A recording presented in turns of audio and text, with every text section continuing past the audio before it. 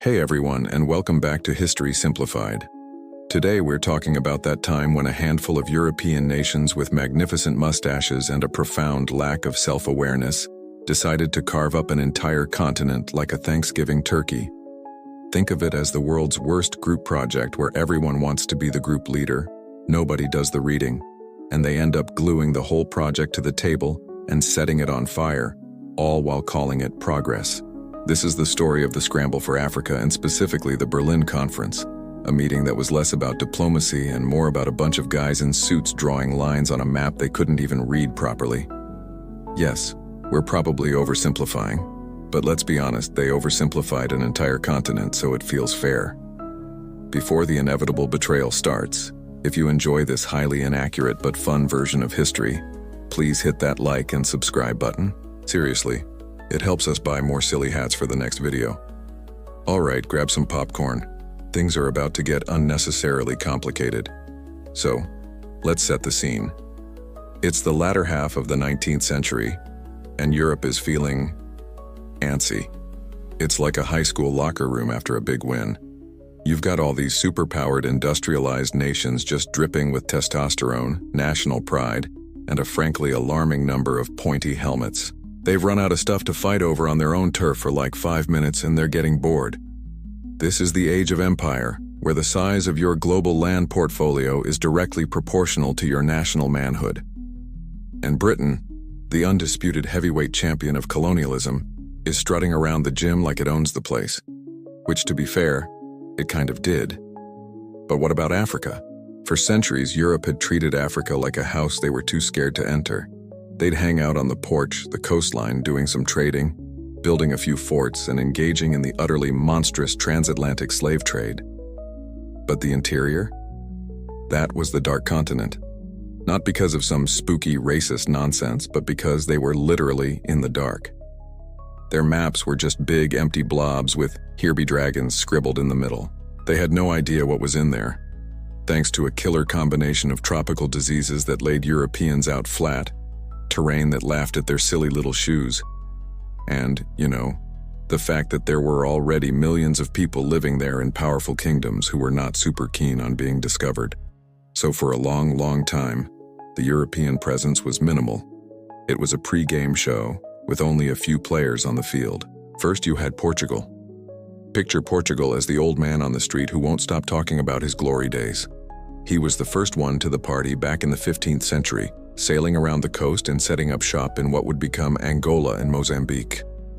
By the 1870s, Portugal's empire was a bit dusty and run down, but it still claimed these massive coastal territories based on the principle of, "I licked it, so it's mine." It would constantly wave around 400-year-old maps as proof of ownership, to which the other, more muscular empires would just pat it on the head and say, "That's nice, Grandpa. Now go have a nap." Then you had the main event, the eternal rivals, the popular kids who hated each other's guts, Britain and France. Britain, smugly sipping tea on its mountain of money, had a few key spots it cared about. Down south, it had the Cape Colony, a vital pit stop on the way to its most prized possession, India. Everything Britain did in Africa was basically about protecting the route to India. It was like owning a mansion in Beverly Hills, but being pathologically obsessed with the driveway. It also had a few trading posts in West Africa, but its main focus was the Cape. It was practical, it was profitable, and it kept the ships running. France, meanwhile, was the stylish, artistic kid who was deeply, cripplingly insecure about Britain's success. France's colonial policy was 50% economic, and 90% making sure it looked as cool and powerful as Britain. Yes, that's 140%. The math checks out for France. It had sunk a ton of money and effort into conquering Algeria in the north, trying to turn it into a sort of Mediterranean extension of Paris, complete with boulevards and baguettes. It also had a foothold in Senegal in the west. France wasn't just building trading posts, it was on a mission civilisatrice, a civilizing mission, which is a fancy way of saying, "We're going to make you more like us, and you're going to like it." You can just imagine the passive-aggressive conversation they were having across the English Channel. Personified dialogue Britain, leaning on a fence, polishing a monocle. Morning France, just admiring my cape. Such a wonderfully and strategic piece of land. Perfectly positioned. One simply must control the world's shipping lanes, mustn't one? France. Dramatically pruning a rosebush. Oh, hello, Britain. Yes, your little port is functional. We, on the other hand, are engaged in a project of cultural elevation in Algeria. We are sharing the gift of our glorious civilization. It is about art and philosophy and the soul, not just counting boats. Britain. Cultural elevation? Is that what you call it? I heard you re-spending a fortune just to get them to eat stale bread and wear berets. We prefer a more profitable approach. Sensible, you see. We build a port, we build a railway, we get the goods. No need for all the emotional theatrics. France. Theatrics? Theatrics? This is the soul of humanity we are talking about. You wouldn't understand, you have no soul. You have an accounting ledger where your heart should be. At least our colonies will have good wine. Britain. And our colonies will have the world's most powerful navy protecting them. But you do you, old chap. Enjoy your wine. And that's the absolute core of it. This meta-commentary is practically writing itself. They were bickering over their tiny coastal gardens while an entire, unimaginably vast continent lay behind them, a place they knew next to nothing about. Their understanding of Africa was a caricature, a blurry watercolor painting of coastlines and stereotypes. They had no real clue about the Sokoto Caliphate, the Buganda Kingdom, or the complex political landscapes of the interior. They just saw a big, empty space on their maps and assumed it was up for grabs. For decades, this was the status quo. A few old Portuguese forts, some French colonial experiments, and a handful of British naval bases. It was a lazy, almost comfortable imperialism. They were nibbling, not feasting. There was an unspoken agreement not to rock the boat too much. But something was festering in the heart of Europe. A new kind of ambition. The polite, slow-moving game of colonization was about to be flipped on its head by one man, with a magnificent beard and a black hole where his conscience should have been. A king from a tiny, seemingly insignificant country who looked at the big empty space on the map and didn't just see a place for a port or a plantation. He saw a personal piggy bank the size of Western Europe, and he was about to start the messiest food fight in modern history. So this comfortable little world of coastal imperialism, this gentleman's club of Britain, France, and a snoozing Portugal, is about to get a rude awakening.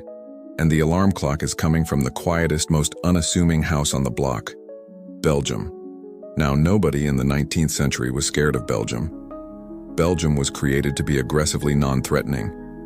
After the Napoleonic Wars, the great powers of Europe basically drew a circle around it and said, "This place is now permanently neutral." A buffer zone. The political equivalent of Switzerland, but with better waffles. It was small, it was new, and it wasn't supposed to have an empire. It wasn't even allowed to want one. But they forgot about its king, King Leopold II. Leopold was a man who was deeply, profoundly, and existentially bored with his own country. He had a big beard, big ambitions, and a tiny kingdom. It was a terrible combination. He felt like a lion, trapped in a petting zoo. He'd walk around his palace in Brussels, look at maps of the world and see all that beautiful, glorious pink for the British Empire, and that lovely purple for the French, and he'd just seethe. He had a severe case of what we'll call empire envy. He once complained, "There are no small nations, only small minds," which is a classic "it's not you, it's me" breakup line, but for geopolitics. He was desperate to get in the game. He spent years trying to buy a colony. He tried to get the Philippines from Spain. He made inquiries about buying parts of Argentina. He even looked into Fiji. He was like a guy compulsively scrolling through eBay at 3 a.m., bidding on things he absolutely doesn't need and cannot afford. Every single time, the bigger powers told him to get lost. "No, Leo, you can't have that. Put it down." It was humiliating. A king of a European nation reduced to begging for colonial scraps. So, he realized the direct approach wasn't working.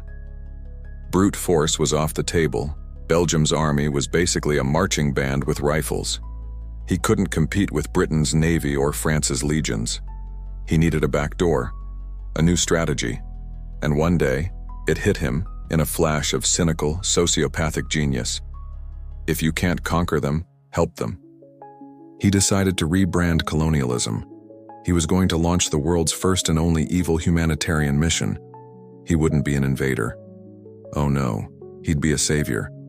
He would wrap his greed in the noble cloak of philanthropy, and he'd do it so well that the whole world would applaud him as he picked their pockets. His master plan kicked off in 1876 when he hosted the Brussels Geographical Conference. This wasn't some stuffy political meeting. This was a blockbuster event. He invited everyone who was anyone in the world of exploration and do-gooding. Famous geographers, renowned explorers, grizzled anti-slavery campaigners, and wealthy philanthropists from all over Europe and America. He put them up in the royal palace, fed them lavishly, and gave the most moving speeches you've ever heard. He spoke with tears in his eyes about the darkness that needed to be illuminated by the light of science and Christianity. He lamented the horrors of the Arab slave trade that was still plaguing the interior of Africa. He declared that it was the sacred duty of the civilized nations to come together, not for profit, not for territory, but for the good of humanity. He proposed creating a great chain of European outposts across Central Africa to bring commerce, peace, and morality to the benighted natives. It was a performance worthy of an Oscar. People wept. They gave him a standing ovation. This guy wasn't a greedy monarch, he was a saint in a suit. From this conference, he established the International African Association, or the IAA. The name itself was a work of art.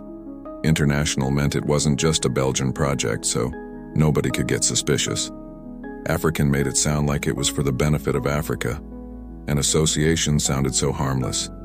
Like a book club or a group of bird watchers, he set up national committees in all the member countries, making it seem like a truly collaborative effort. But here is the kicker. He made sure he alone was in charge of the Central Executive Committee. In other words, everyone else was raising money and giving him good PR, while he held all the power. It was his own personal, benevolent-sounding front organization. You can just picture one of his government ministers, a man with a sensible mustache and a healthy dose of skepticism, pulling him aside. Personified dialogue. Belgian minister. Your Majesty, with all due respect, what is this? An international association? We have roads that need paving in Antwerp, and you are planning to build outposts in a jungle none of us can find on a map. The state cannot possibly fund this folly. Leopold II, smiling calmly, stroking his beard. My dear minister, you are thinking like a Belgian. You must learn to think like a philanthropist. The state is not funding this. My wealthy friends across Europe are funding this. They believe they are funding science and salvation. We will not ask the Belgian government for a single franc for the colony. Minister, colony? You said this wasn't about a colony. You said it was for humanitarian work. Leopold II, and it is. The most humanitarian work of all is commerce. We will bring them trade. We will stamp out the slave trade by replacing it with legitimate trade. Under our benevolent guidance, of course, we are not conquering, we are providing management.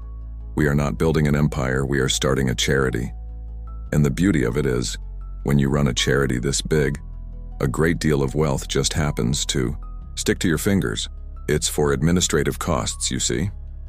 Minister stares blankly. Administrative costs? In the middle of the Congo? Leopold II. Precisely. Now, if you'll excuse me, I have a letter to write to a rather famous explorer. This charity needs a CEO on the ground. This is the kind of five-dimensional chess Leopold was playing.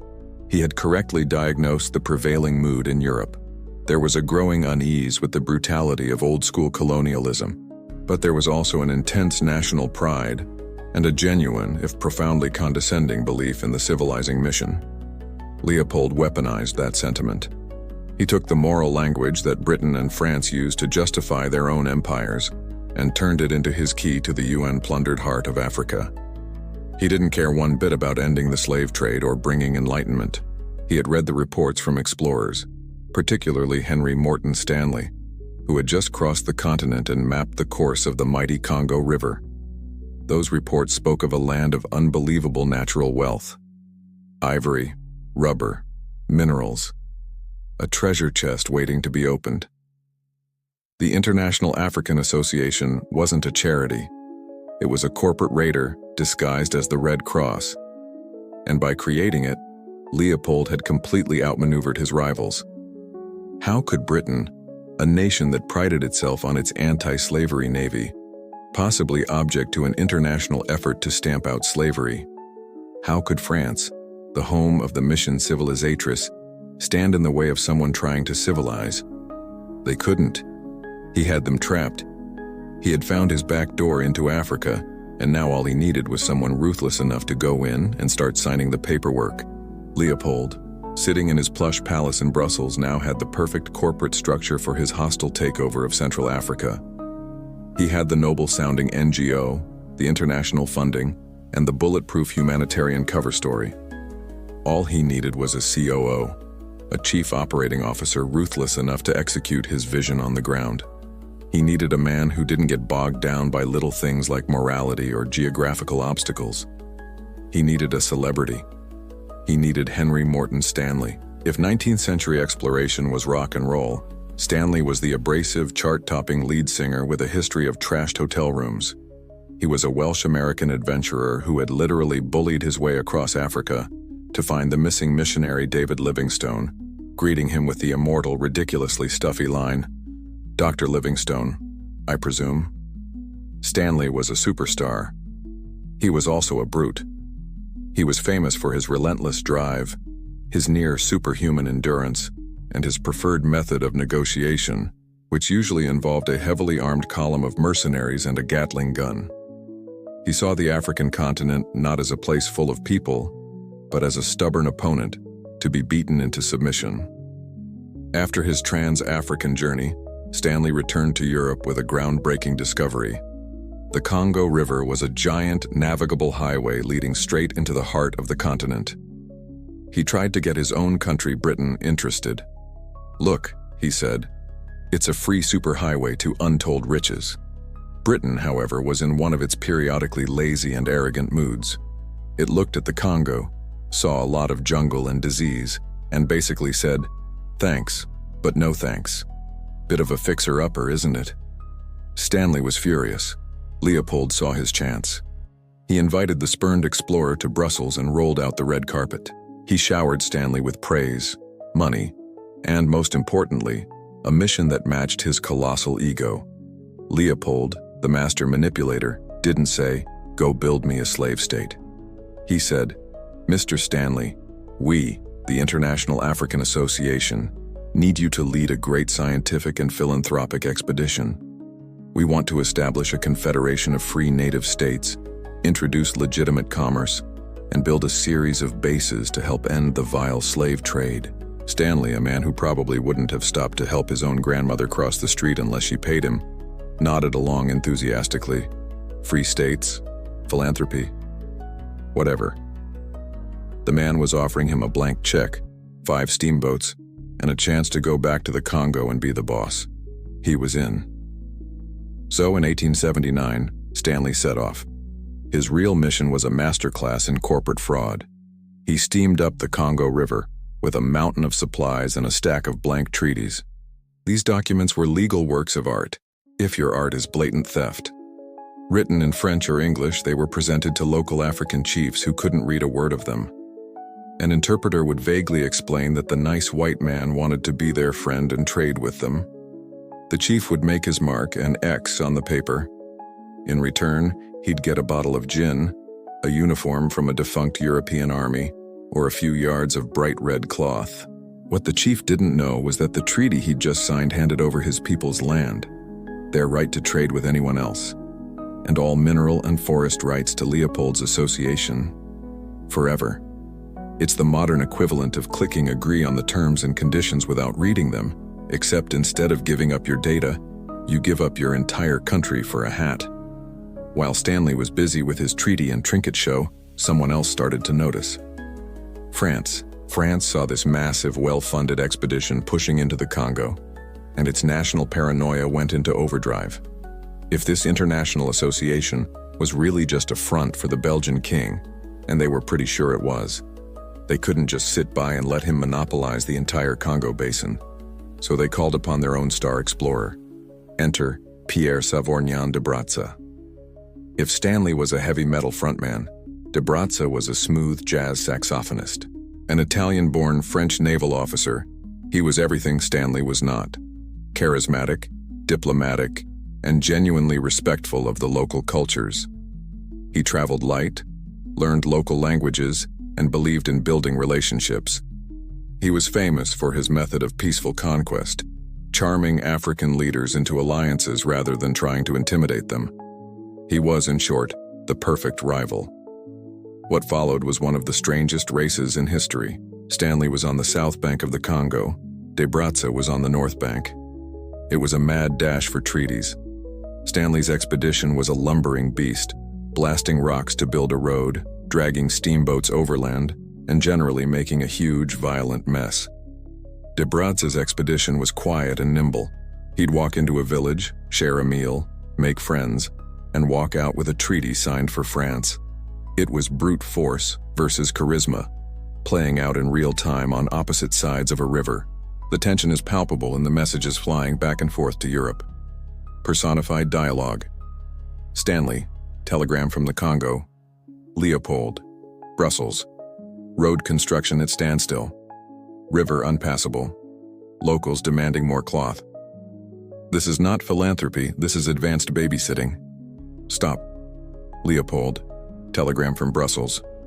Stanley, Congo. Cloth is cheaper than bullets. Maintain the facade. You are an emissary of peace. Sign more treaties. The Frenchman is near. Do not let him beat you. I want the entire river basin. Stop. Stanley, telegram from the Congo. Facade is getting difficult to maintain. One of your peaceful outposts just had a skirmish, and de Brazza isn't signing treaties, he's hosting tea parties. The chiefs love him. He promised one. A music box, I am losing to a man with a music box. Stop. The race reached its climax at a wide, calm stretch of the river known as Stanley Pool. It was the strategic key to the Upper Congo. Whoever controlled it controlled the interior, and de Brazza got there first. While Stanley was still hacking his way through the jungle miles downstream, de Brazza strolled up to the most powerful local ruler, Makoko of the Bateka. He charmed him, negotiated a fair agreement, and raised the French tricolor. He had secured the north bank of the river for France. When Stanley finally arrived, exhausted and angry, he looked across the water and saw the French flag fluttering in the breeze. De Brazza had outmaneuvered him completely. France now had a massive, undeniable claim right in the heart of Leopold's intended empire. News of the French flag on the Congo sent a jolt of electricity through the capitals of Europe. This wasn't some vague claim by a dusty Portuguese governor anymore. This was France, a major power, planting its flag in the middle of the continent. Portugal immediately started shouting about its ancient rights to the river's mouth. Britain, suddenly waking up, began to worry about what French control of the Congo would mean for trade. And in the newly unified nation of Germany, Chancellor Otto von Bismarck watched all of this with a shrewd, calculating smile. The chaos was just beginning. The informal, lazy land grab was over. The Stanley de Brazza race had fired the starting pistol, and now everyone was sprinting. The scramble for Africa had officially begun. That little French tricolor flag, fluttering over de Brazza's new outpost on the north bank of the Congo, was so much more than a claim on a piece of land. It was a national cry of desperation. To understand why France jumped into the heart of Africa with such reckless abandon, you have to understand that France in the 1880s was going through a severe, prolonged, and very public existential crisis. It was the geopolitical equivalent of a movie star who just got booed off the stage at the Oscars and is now chain-smoking in their limo, wondering if their career is over. Just a decade earlier, in the Franco-Prussian War of 1870, France had been utterly, catastrophically pants-around-the-ankles humiliated. The shiny new German Empire, led by the military genius of Prussia, hadn't just defeated France, it had curb-stomped it. The French emperor was captured, Paris was besieged and starved into submission, and in the ultimate act of disrespect, the German Empire was officially proclaimed in the Hall of Mirrors at Versailles, France's own ridiculously gaudy living room. To top it all off, Germany ripped away the provinces of Alsace and Lorraine, a wound that would bleed French national pride for the next 50 years. So, France was wounded. It was bitter.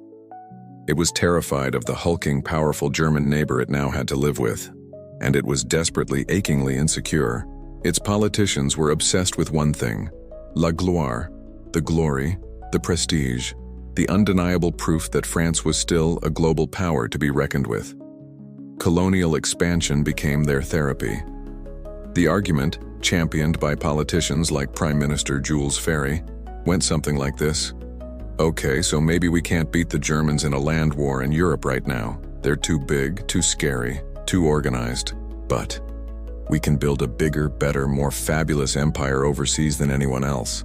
Except maybe Britain, but we'll work on that. The empire was a distraction, a consolation prize. It was a way for France to look at itself in the mirror and not see a loser. It was a massive, continent-spanning effort to feel better about itself. Now imagine you're this deeply insecure, wounded nation, and you hear a rumor.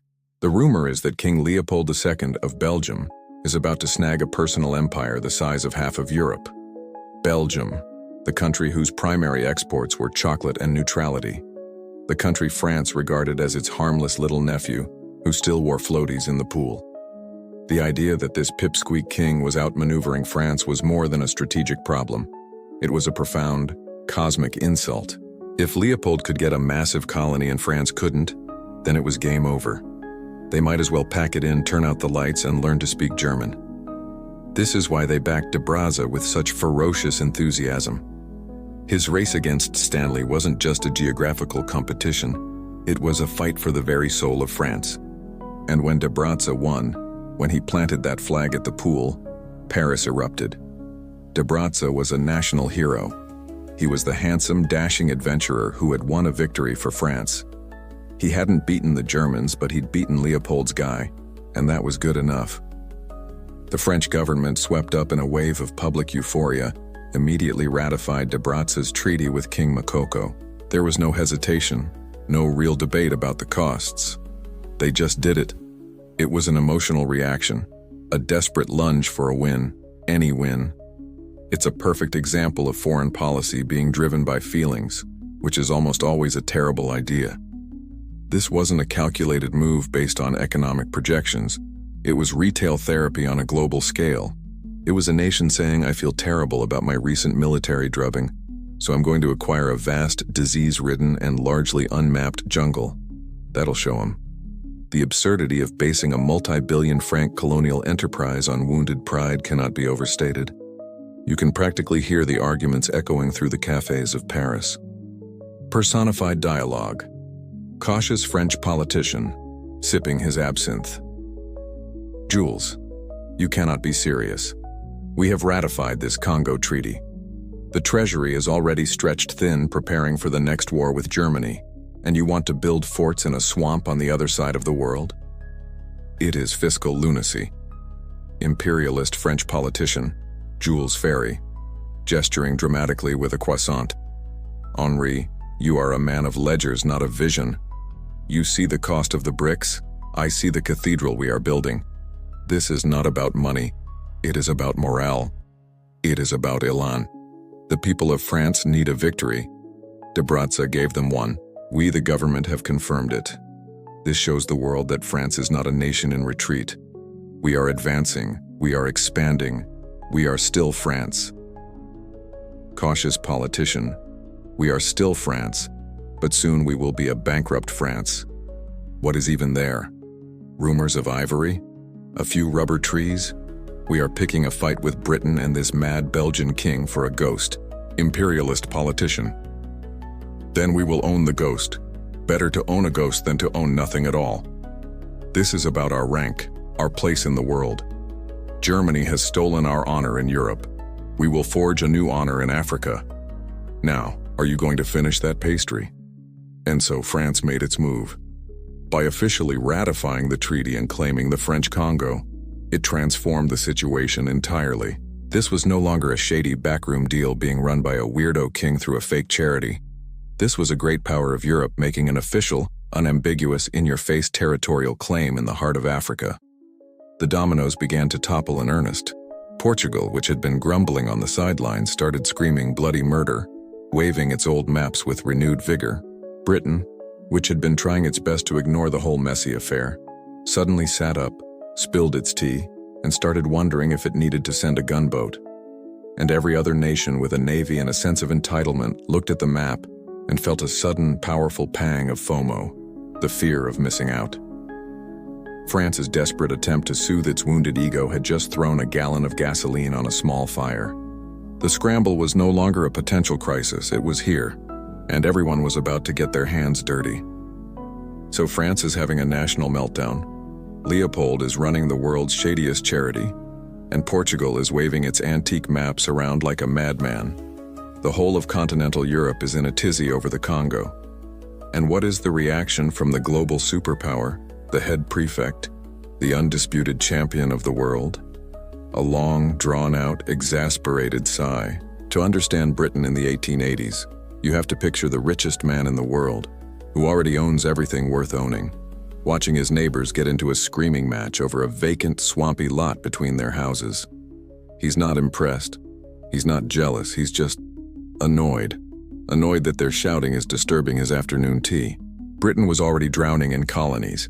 It had the big ones: Canada, Australia, New Zealand. It had the most important one: India, the glittering jewel in its imperial crown. It had a global network of naval bases, coaling stations, and strategic islands so vast that the sun literally never set on its flag. The British Empire wasn't an empire of conquest for conquest's sake. It was a gigantic, globe-spanning business enterprise. Its foreign policy, for the most part, was splendid isolation. This meant that as long as the continental Europeans were keeping their squabbles on their own continent and not messing with British ships or British trade, London couldn't care less. Britain's goal was to keep the seas open and the money flowing. Everything else was just noise. From this supremely smug, commerce-obsessed perspective, the entire continent of Africa was of very limited interest. It was big, it was hot, it was full of diseases that were exceptionally good at killing white people, and it seemed to be a terrible investment. For Britain, only two places on the whole continent really mattered. First, the Cape of Good Hope in the south. It was the essential stopping point for ships on the long, arduous journey to India. Controlling the Cape was non-negotiable.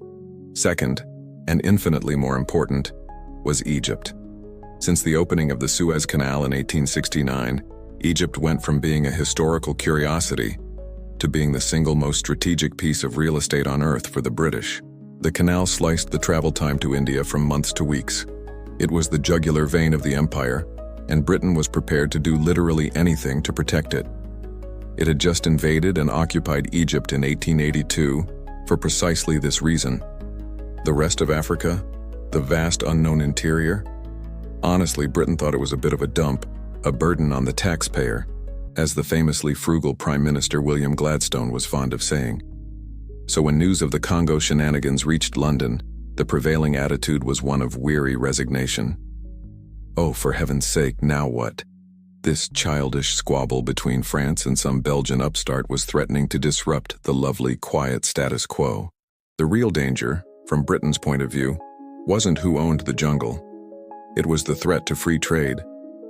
If France, with its protectionist economic policies, got control of a major African river, it might slap tariffs on British goods or block access entirely. This was a violation of the sacred laws of the free market, and it simply would not do. Britain, being Britain, decided to solve the problem with a move that was both incredibly clever and breathtakingly arrogant. It decided to settle the issue without getting its own hands dirty. It suddenly remembered its oldest, weakest, and most historically pliable ally, Portugal. Britain dusted off the 14th century Anglo-Portuguese alliance and in 1884 signed a new treaty. This treaty officially recognized Portugal's ancient, flimsy claims to the mouth of the Congo River. The logic was pure, calculated laziness. Britain would prop up Portugal as the official gatekeeper of the Congo. Portugal was too weak to ever defy Britain, so it would be forced to guarantee free trade for British ships. At the same time, Portuguese control would legally block both Leopold's weird private company and France's nationalistic expansion. It was a brilliant plan to put a cork in the bottle without spending a single British pound or risking a single British life. One can imagine the conversation in Downing Street. Personified dialogue. Prime Minister Gladstone, staring at a map of Africa with distaste. So, let me get this straight. The French are having a fit, and the King of the Belgians is running some sort of bizarre trading company out of a tent, and we are being asked to intervene in the middle of all that? Absolutely not. It will cost a fortune. Foreign Secretary. But Prime Minister, if we do nothing, France will claim the whole basin.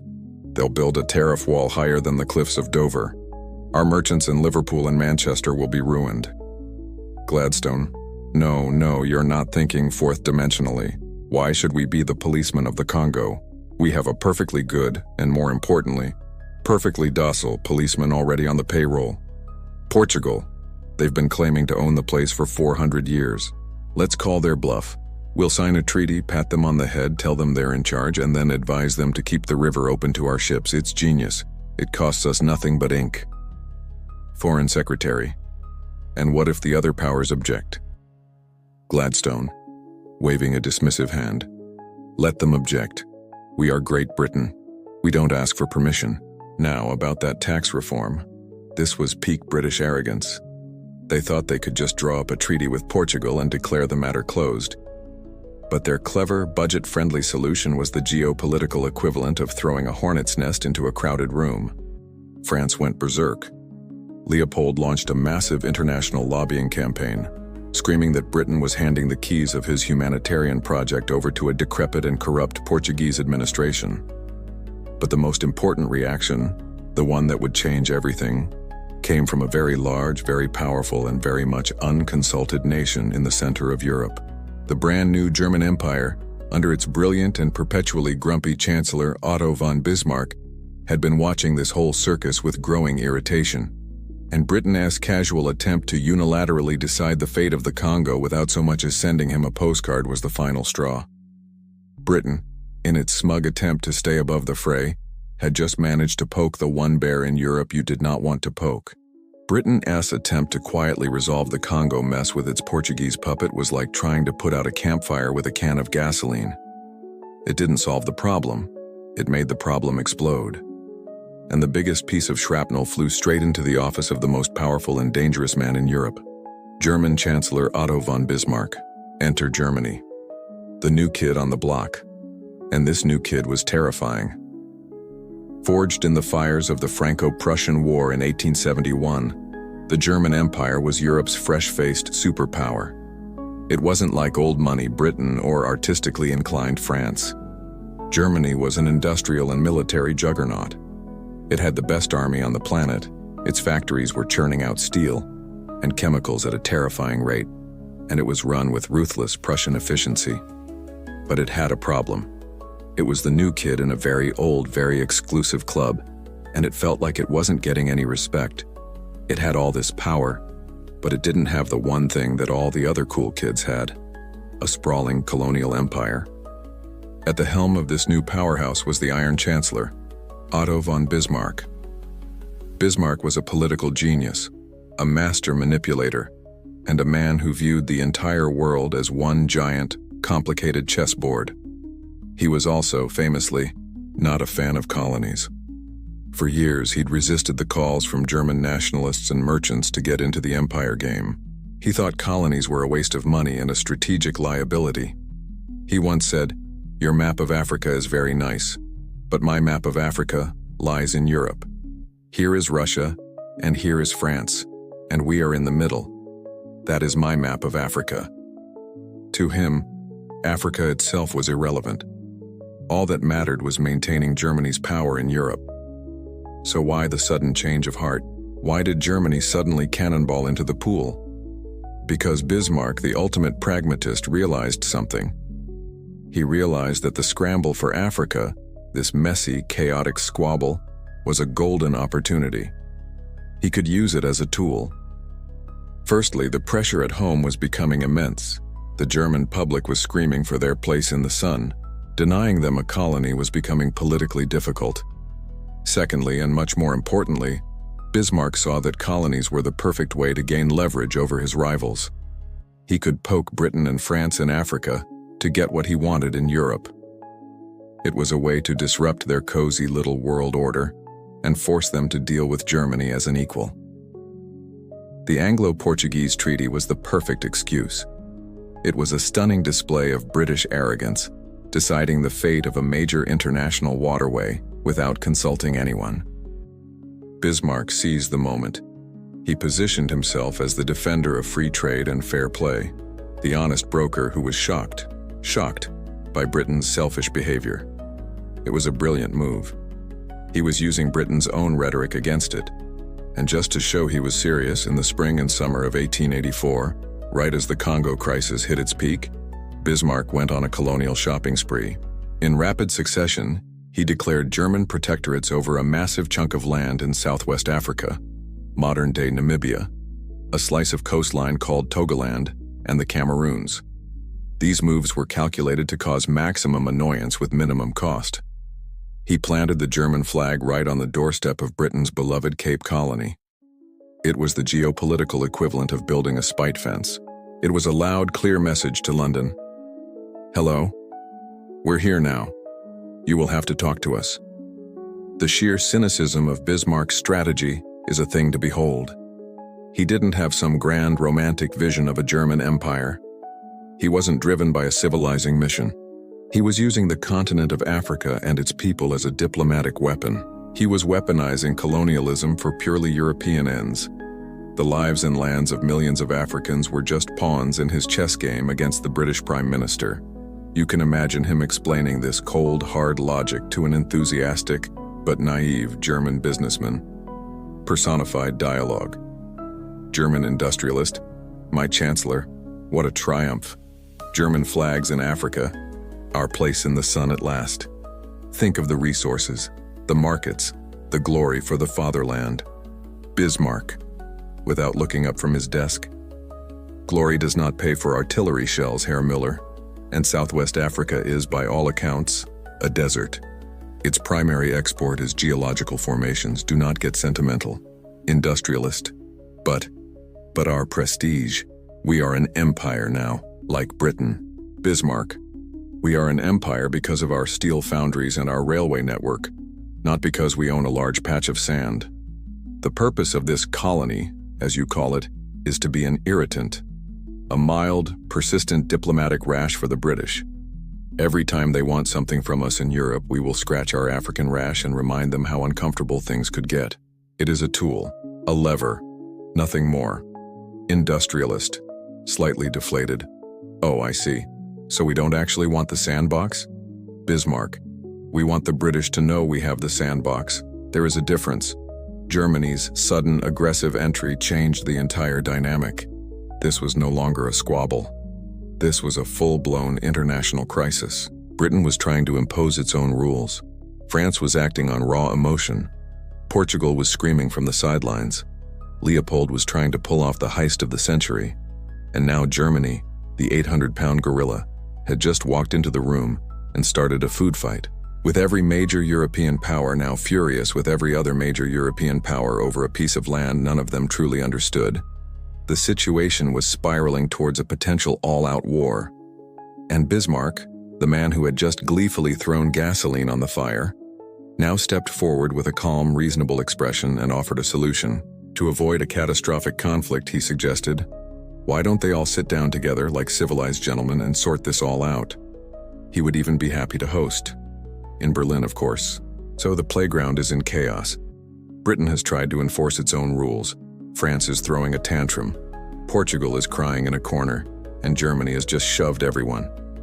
The teachers are about to come out and end the whole recess, which in 19th century Europe means a catastrophic continent-wide war. And just at that moment, the kid who started the shoving match, Otto von Bismarck, steps into the middle of the circle, raises his hands and says in a calm, reasonable voice, Gentlemen, gentlemen, let us not resort to such unpleasantness. Why don't we all go inside and discuss this over some nice warm cocoa? This was Bismarck's genius. He, the chief instigator, positioned himself as the great peacemaker. He sent out feelers to the other capitals suggesting a conference to sort out the mess. He presented himself as the honest broker, a neutral party who was simply concerned with preventing conflict, ensuring free trade for all, and establishing a clear, civilized set of rules for future activities in Africa. He wasn't taking sides, he claimed. He was just trying to help. This was, of course, a complete and utter lie. Bismarck had no interest in being an honest broker. He was a brutally effective chess player, and calling this conference was his gambit to checkmate everyone else on the board. His motives were a masterclass in cynical self-interest. First and foremost, this was about prestige. By hosting a major international summit in his capital, Berlin, he was forcing the old, snooty empires of Britain and France to come to him. They would have to sit in his house, play by his rules, and implicitly acknowledge that Germany was now their equal. It was the ultimate status symbol, the geopolitical equivalent of a new money billionaire hosting the Met Gala. Second, he wanted to write the rule book. The Anglo-Portuguese treaty had shown him that Britain was perfectly happy to make up the rules of colonialism to suit itself. By getting everyone in a room together, Bismarck could draft a new, internationally agreed-upon set of rules that would be much more favorable to latecomers like Germany. If you're late to a party, the best way to get a piece of cake is to call a formal meeting to legislate equal cake distribution. Third, this was a brilliant way to manage France. Bismarck's biggest fear was always a vengeful France seeking to reclaim Alsace-Lorraine. By partnering with France against Britain on certain colonial issues, like their mutual hatred of the Anglo-Portuguese treaty, he could foster a temporary friendship. He could distract Paris with the shiny bauble of African colonies, turning its anti-German rage into anti-British rivalry. It was a classic, hey, look over there, diplomatic maneuver. And finally, yes, he genuinely did want to avoid a big war. For now. The new German Empire was strong, but it wasn't ready for a continent-spanning deathmatch. A war over the Congo seemed like a stupid and unnecessary risk. The conference was a pressure release valve, a way for the great powers to carve up the spoils without actually having to kill each other for them. So the formal invitations went out. 14 nations were summoned to Berlin for November 1884. You had the big players: Great Britain, France, Germany, and Portugal. You had the other wannabe colonial powers and interested parties: Austria-Hungary, Italy, Spain, Russia, the Netherlands, Belgium, and a few smaller European nations. He even invited the Ottoman Empire, which was a bit like inviting a retired boxer to watch a prize fight, and the United States of America, because their presence gave the whole thing a veneer of global legitimacy. Now, let's take a moment to appreciate the sheer, unadulterated 200-proof arrogance of this guest list. Here we have a group of 14 powerful industrialized nations getting together in a European capital to decide the future of an entire continent, and they did not invite a single African. Not one. No kings, no chiefs, no emirs, no representatives from the Sokoto Caliphate, the Kingdom of Buganda, or the Ethiopian Empire. It didn't even occur to them. The subject of the meeting was Africa, but the participants were exclusively European and American.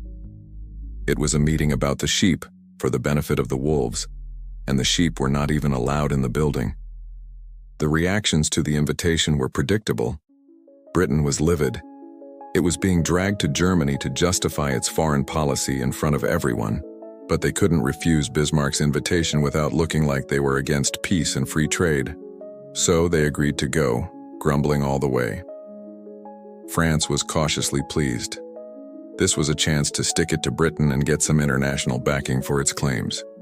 Leopold of Belgium was ecstatic. This was his moment. He immediately sent his best lobbyists, including the now famous Henry Morton Stanley, on a tour of European capitals to convince everyone that his little project in the Congo was a purely philanthropic enterprise that deserved their support. You can just picture Bismarck and an aide finalizing the plans. Personified dialogue. Bismarck's aide, Chancellor, the RSVPs are in. All 14 nations have accepted the invitation to the conference. Bismarck. Excellent. Have the chefs been briefed? The British will require vast quantities of tea, and the French will complain about the wine no matter what we serve. Aide. Everything is arranged, sir. There is one small diplomatic query from the Americans. They ask if any indigenous African authorities have been consulted on the conference agenda. Bismarck pauses, puts down his pen, and looks at his aide with a dead-eyed stare. Consulted? Do you consult the quarry before you begin the hunt? Do you ask the oysters for their opinion on the menu? Aide: I suppose not, Chancellor. Bismarck: Precisely. This is a matter of European statecraft.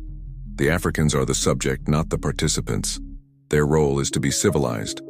Our role is to decide how, see to the wine, and so the stage was set. In the cold winter of 1884, the most powerful diplomats in the Western world descended upon Berlin. They came armed with maps, legal arguments, and national ambitions. They were there to bring order to the chaos, to prevent a war, and to draw up a fair set of rules for the civilizing mission. What they were about to do, however, was light the fuse on a 30-year explosion of conquest and exploitation that would forever change the face of the world. The Berlin Conference was about to begin. Picture the scene. It is November 15, 1884. A cold, damp winter is descending on Berlin, the hyper-efficient capital of the new German Empire. A procession of elegant carriages pulls up to a grand Rococo palace on the Wilhelmstrasse, the heart of German power. Out step the most powerful diplomats of the Western world, wrapped in fur coats and magnificent mustaches, their faces grim with the seriousness of their purpose. They are here, in the house that Bismarck built, to prevent a war and to bring the light of civilization to a dark continent. At least that was the official story. Inside, under glittering chandeliers and surrounded by maps of Africa so large they covered entire walls, Otto von Bismarck, the Iron Chancellor himself, banged his gavel and called the Berlin Conference to order. He stood before the assembled delegates of 14 nations and delivered an opening speech dripping with noble sentiment. He wasn't here to talk about carving up a continent, he assured them. Perish the thought. No, this meeting was about the 3 C's: commerce, Christianity, and civilization. Their goal, he said, was to promote the moral and material well-being of the native populations. They would focus on guaranteeing free trade for all nations in the Congo Basin, ensuring freedom of navigation on the great rivers, and working together to finally suppress the vile slave trade once and for all. It sounded less like a plan for colonial conquest and more like the founding charter for a very ambitious UN committee. The room was a who's who of European power, a collection of national egos crammed into one stuffy chamber. At the head of the table sat Bismarck for Germany, playing the role of the impartial chairman with masterful skill, all while subtly steering the entire conference towards his own goals. Representing Great Britain was Sir Edward Mallet, a man who looked exactly as annoyed as his country felt. He was there to protect Britain's bottom line, which meant ensuring no one could put a toll booth on the major rivers, especially the Niger, which Britain considered its personal watery driveway. Across from him sat the French delegate Baron de Courcelles. He was ready for a fight, still bitter about Britain snatching Egypt from under his nose. He saw the conference as a golden opportunity to partner with Germany and slap Britain down a peg or two. The Portuguese delegates were there, clutching their 400-year-old maps and looking deeply stressed like distant relatives at a will reading who suspect they're about to be written out. And then there was the ghost at the feast, King Leopold II's creation. It wasn't officially Belgium at the table for this part of the discussion, but the International African Association. This was represented by some Belgian diplomats, but its real power was in the hallways. The celebrity explorer Henry Morton Stanley was there, not as a delegate, but as Leopold's star lobbyist, schmoozing, cajoling, and bending the ear of every diplomat he could corner, selling them on Leopold's great humanitarian project. And let's not forget the United States. Their man, John A. Casson, was a true believer. He had completely swallowed Leopold's PR campaign hook, line, and sinker. He saw the IAA as a wonderful non-governmental force for good, and became one of its most vocal champions, blind to the fact that he was cheerleading for the creation of a corporate slave state. The official agenda was deceptively simple and technical. 3 points. First, ensuring freedom of trade for everyone in the Congo. Second, ensuring freedom of navigation on the Congo and Niger rivers. Third, and most ominously, defining the formalities to be observed so that any new occupations on the coasts of Africa may be held to be effective. That last one sounded like bureaucratic jargon, but it was a stick of dynamite wrapped in legalese. But the most important feature of this grand assembly was not who was in the room, but who was absent. As these 14 delegations sat down to draw lines and make rules that would decide the fate of an entire continent, not a single African was present. It is an absurdity so profound it's almost funny. Imagine your neighbors holding a meeting in their living room to redesign your house, knock down your walls, and decide who gets your furniture, all without ever asking you.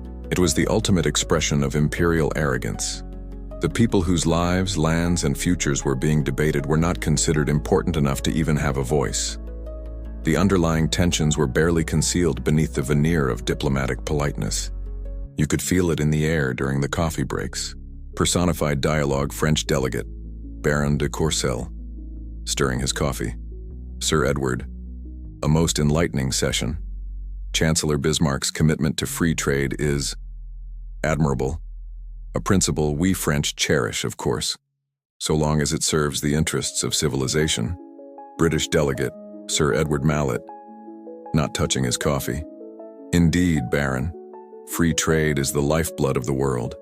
We are simply here to ensure its arteries, such as the magnificent Niger River, remain unclogged by unnecessary nationalistic plaque. Our merchants have worked so hard to open that particular artery, you see. French delegate. Ah, yes. And under the spirit of this conference, the openness will surely mean equal access for all, so that the civilizing missions of all nations may proceed without hindrance? British delegate. Equal access to spread civilization, of course, not necessarily equal access to the port facilities we spent a fortune building. This was the core of the Berlin Conference. The public justification was a high-minded crusade to bring light and commerce to Africa. The private reality was a group of intensely competitive rivals trying to create a rulebook for theft. They weren't there to protect Africa. They were there to protect themselves from each other. They needed a system, a set of regulations, to make sure the mad dash for territory didn't spiral into a European war that would wreck all their economies. The first order of business for this committee of wolves was to decide once and for all what to do with the biggest, juiciest prize on the table, the Congo. While the big-shot diplomats were having public debates about the Congo and making grand speeches about the glories of free trade, the real, earth-shattering work of the Berlin Conference was being done in the subcommittees. It was here, in the dull, technical sessions dedicated to the third point on the agenda, that they cooked up the single most destructive idea of the entire 19th century. It was a rule that sounded boring, sensible, and modern, and it was a rule that would directly lead to the violent conquest of an entire continent. They called it the principle of effective occupation. Before this, claiming a colony was a bit of a joke. The rules were vague and mostly involved waving your hands a lot. A country, usually Portugal, could claim 1,000 miles of coastline because one of their sailors had seen it through a telescope 400 years ago and sneezed in its general direction. Or a nation might have one tiny, crumbling fort on a river mouth and use it to claim the entire river basin. It was messy, it was archaic, and it led to endless, unresolvable arguments. The men in Berlin, being modern, efficient 19th century bureaucrats, wanted to fix this. They wanted a clear, legalistic formula for how to properly steal a country. What they came up with, enshrined in Articles 34 and 35 of the final Berlin Act, sounded perfectly reasonable on paper. It was a two-step process. Step 1, notification. If you wanted to claim a new piece of territory on the coast of Africa, you had to formally notify the other 13 nations who had signed the treaty. This was the civilized part. You sent a nice little telegram saying, "Dearest friends, just wanted to let you know we've popped our flag down on the coast of wherever. Do update your maps. Cheers." Step 2, the effectiveness doctrine. This was the killer. It wasn't enough to just plant a flag. You had to prove you were effectively occupying the territory. This meant establishing an actual administration on the ground. You needed to demonstrate that you had authority sufficient to ensure peace, to protect existing rights, and to guarantee freedom of trade. In practice, effective occupation didn't mean building schools or paving roads. It meant boots on the ground. It meant you had to have your people there, a governor, a tax collector, a garrison of soldiers. You needed to build a fort, a customs house, something, anything, to prove you were actually in charge. A dusty old map wasn't enough anymore. A 400-year-old claim was now officially worthless. The new rule was simple: use it or lose it. Finders, keepers. The delegates who drafted this probably thought they were being frightfully clever and modern. What they had actually done was create the starting pistol for a continental feeding frenzy. The doctrine of effective occupation completely transformed the colonial game. It lit a fire under every colonial ministry in Europe. Suddenly, cautious, slow-moving imperialism was dead. The new game rewarded speed, aggression, and brute force. It was no longer a game of chess. It was a violent, continent-wide game of capture the flag. This was immediately made worse by a logical follow-up idea: the hinterland theory. This theory stated that once a power had effectively occupied a piece of coastline, it also had a presumptive right to the vast, undefined inland territory that lay behind that coast. This led to the most absurd geographical gold rush in history. Nations would scramble to send a gunboat and a handful of soldiers to claim a 50-mile stretch of mosquito-infested beach, not because they cared about the beach, but because they could then draw two straight lines on a map heading inland for hundreds of miles and claim a territory the size of France. This is the moment where the narrator has to step back and just marvel at the sheer, magnificent stupidity of it all. They wrote a rule to prevent a war between themselves in Europe, but the rule itself mandated 100 wars of conquest in Africa. It was a bureaucratic solution that required, as a prerequisite, the invasion and subjugation of millions of people. To prove your effective occupation to a bunch of guys in Berlin, you first had to turn up in a village in the middle of the savannah and convince the local king who had ruled the land for generations that a German or a Belgian now owned his house.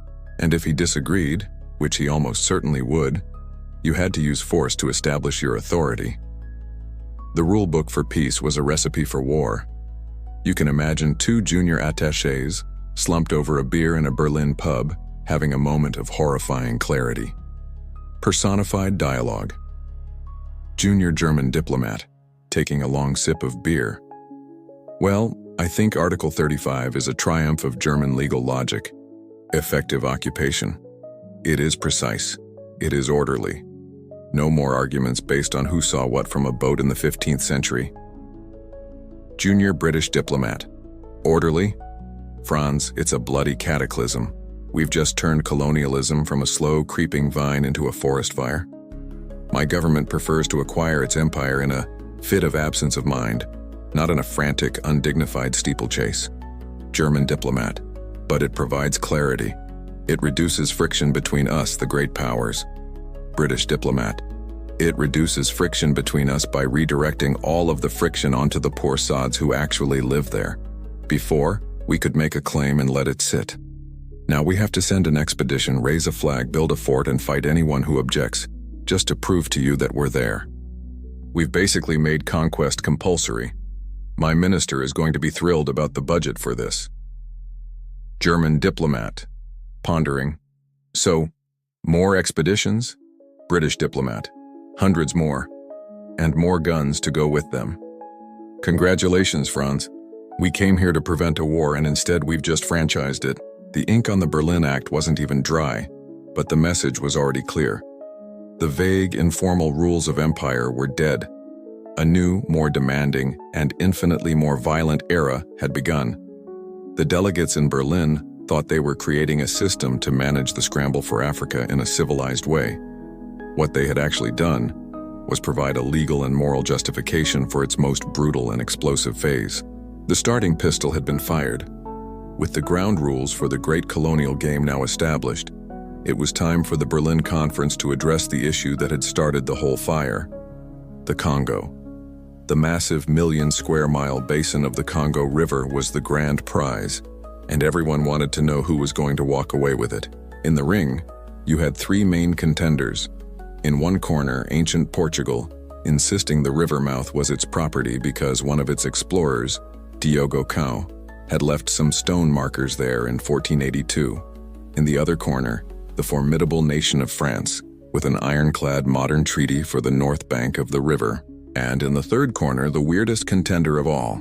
Not a country, but a private humanitarian association run by the King of the Belgians, whose claims were based on a stack of fraudulent treaties collected by Henry Morton Stanley. On paper, Leopold didn't stand a chance.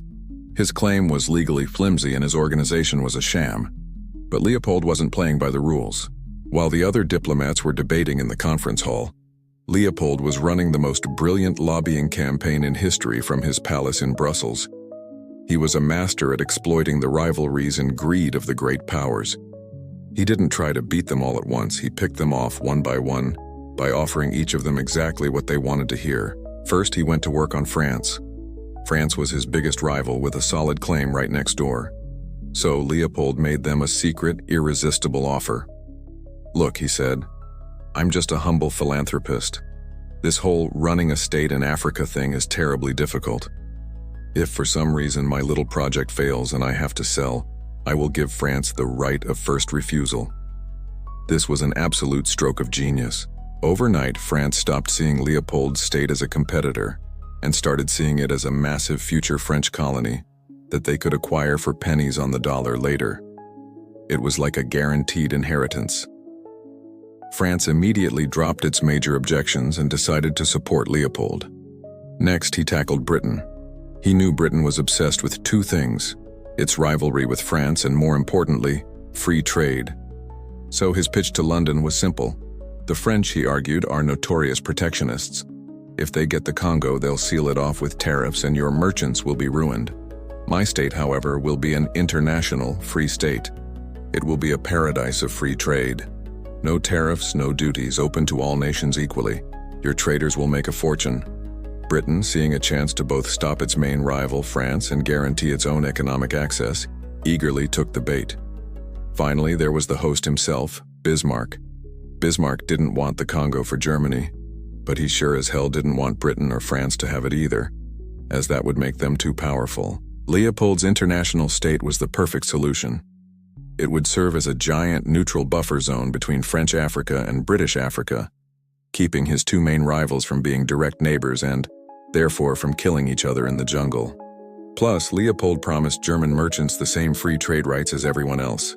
For Bismarck, it was a neat, tidy solution that advanced Germany's strategic interests without costing a single German soldier. Even before the conference began, Leopold's team had scored a massive PR victory by convincing the United States to become the first country to recognize his association's flag as that of a sovereign state. The Americans, with their anti-colonial history, loved the idea of a non-imperial free trade confederation of African states, which is how Leopold's lobbyists had cleverly pitched it. Their official recognition gave Leopold's project a massive boost of legitimacy. So, when the Congo question was finally put to the vote in Berlin, the outcome was a foregone conclusion. One by one, the great powers, all for their own selfish reasons, agreed. They officially recognized King Leopold II's International Association of the Congo as the legitimate government of the entire Congo River Basin. As a final, brilliant act of branding just before the conference ended, Leopold changed the name of his organization to the much grander, more official-sounding Congo Free State. Let's just pause and fully absorb the mind-bending absurdity of what just happened. 14 of the world's most powerful nations in a formal international conference agreed to give a territory 76 times the size of Belgium, populated by an estimated 20 million people, not to a country but to the personal private ownership of a single human being. This was not a Belgian colony. The Belgian government had nothing to do with it. The Congo Free State was the sole private property of King Leopold II. He was the owner, CEO, and absolute monarch.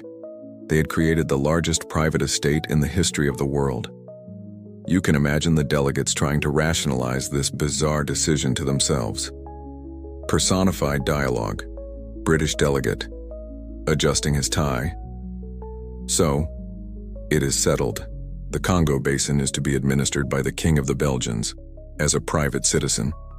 I must confess it is a trifle unorthodox. German delegate, unorthodox, perhaps, but also pragmatic. We could not allow France to have it. Their tariffs are a menace. You British could not have it, the French would have a fit.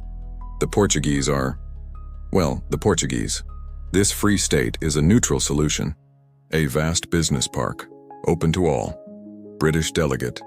And Leopold has sworn up and down it will be a bastion of free trade and humanitarian values. I suppose we must take him at his word. He seems a most earnest philanthropist. German delegate. Shrugs. Indeed. And if he mismanages it, it is his reputation that will suffer, not ours. The problem is solved. It is no longer our concern. With that, the delegates congratulated themselves on their wisdom. They had avoided a war, guaranteed free trade, and entrusted the heart of Africa to a renowned humanitarian king. The name itself, the Congo Free State, was a symbol of their enlightened progressive solution. They had no idea what they had just done. They hadn't created a free state. They had created a slave state. They hadn't unleashed commerce and civilization. They had unleashed a horror show of exploitation and brutality on a scale the world had never seen. The clever solution was a death sentence for millions. King Leopold's shocking victory in securing the Congo was made possible by one simple, seductive promise: free trade. He had assured the great commercial powers of Britain and Germany that his state would be a tariff-free paradise, a wide-open market for everyone. The delegates in Berlin loved this idea so much they decided to make it a cornerstone of their new Africa policy. This led them to the second major item on their agenda: what to do about the two mighty rivers, the Congo and the Niger, the aquatic superhighways into the heart of the continent. The fear that kept every diplomat awake at night was the thought of a rival controlling the mouth of one of these rivers. If France, for example, controlled the entire Congo, it could act like a bouncer at a nightclub, deciding which countries' ships got in and charging a hefty cover fee in the form of taxes and tariffs. For a trading nation like Britain, this was the stuff of nightmares. So to prevent any one nation from getting a commercial stranglehold on the interior, they came up with a bold, liberal-sounding solution. They declared the rivers internationalized. For the Congo, they drew up a formal Act of Navigation. This declared that the river, its tributaries, and the various lakes and canals connected to it would be entirely free for the merchant ships of all nations.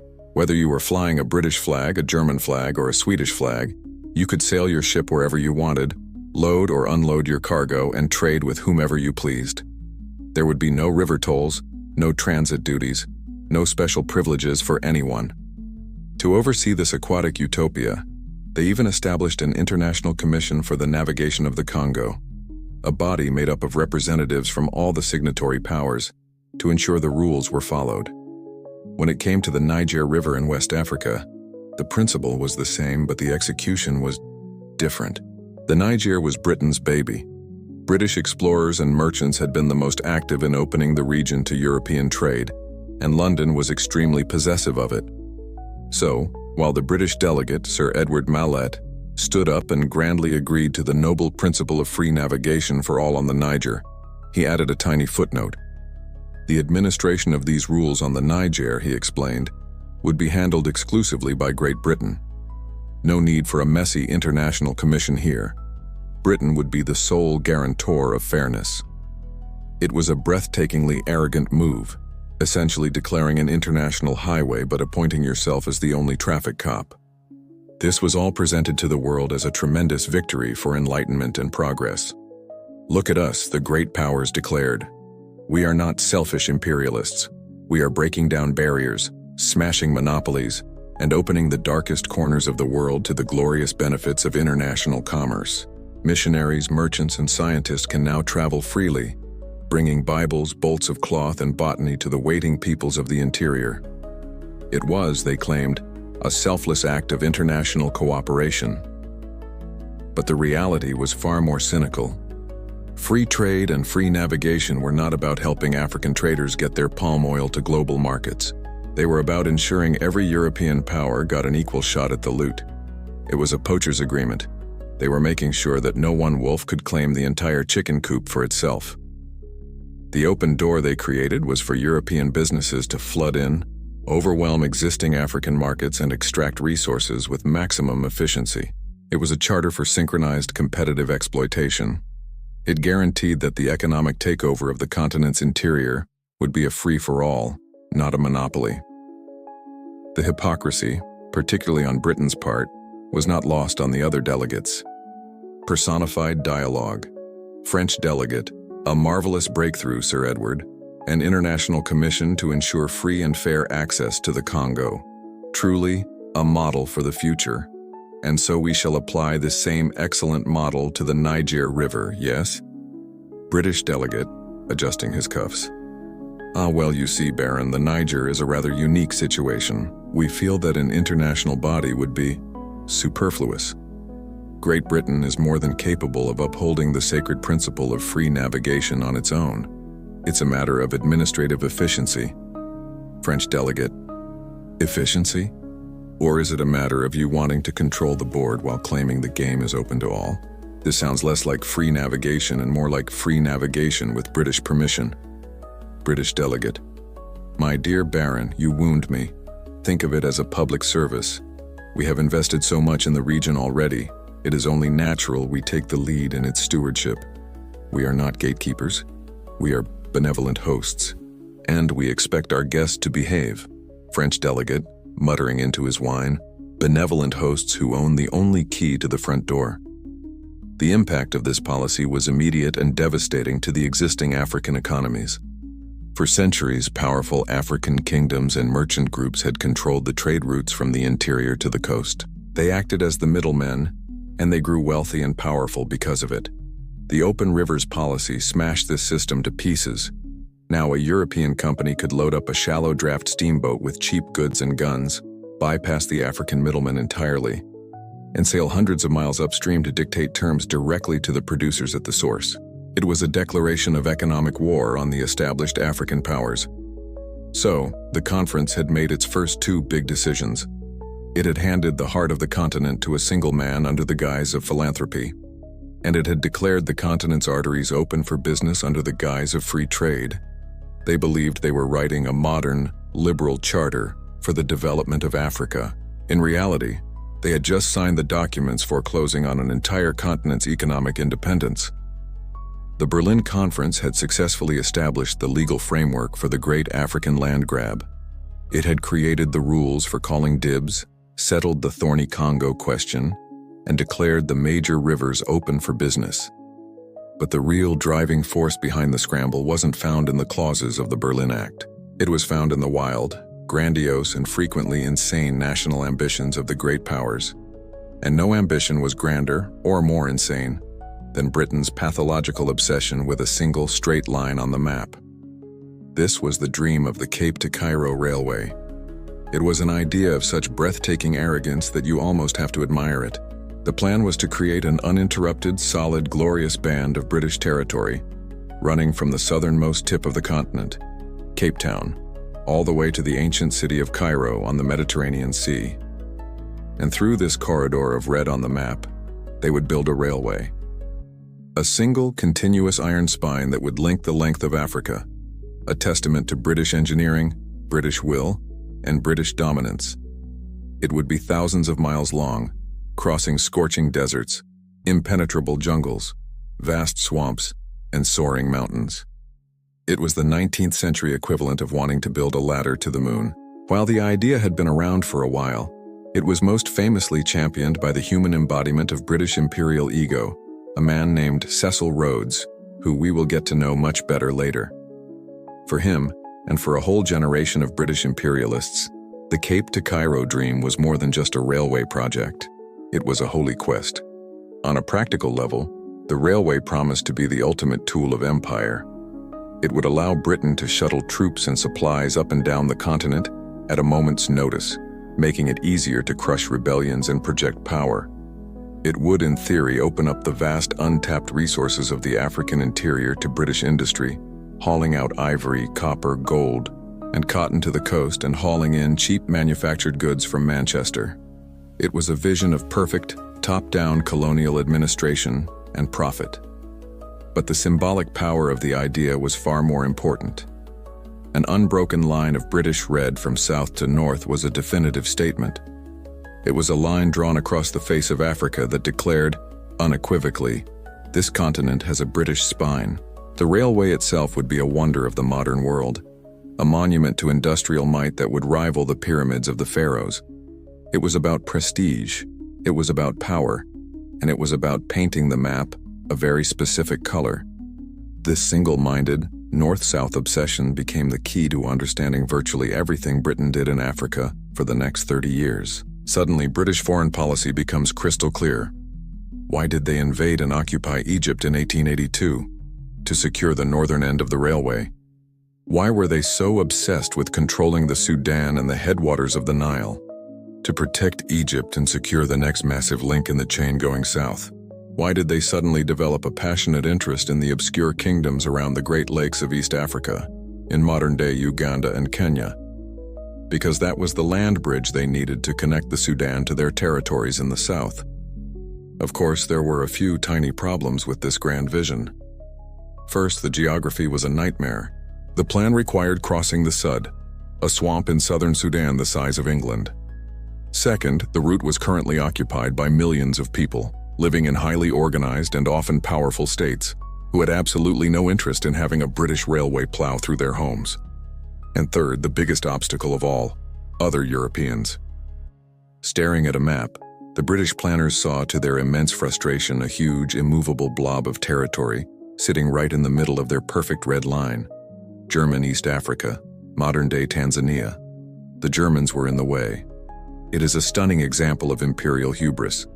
To look at a map, a two-dimensional, simplified representation of a vast and complex reality, and to decide that you are going to impose a perfectly straight line of conquest upon it, regardless of the consequences. The mountains, the rivers, the kingdoms, the cultures, they were all just inconvenient details to be bulldozed, literally and figuratively, in the service of a neat-looking map.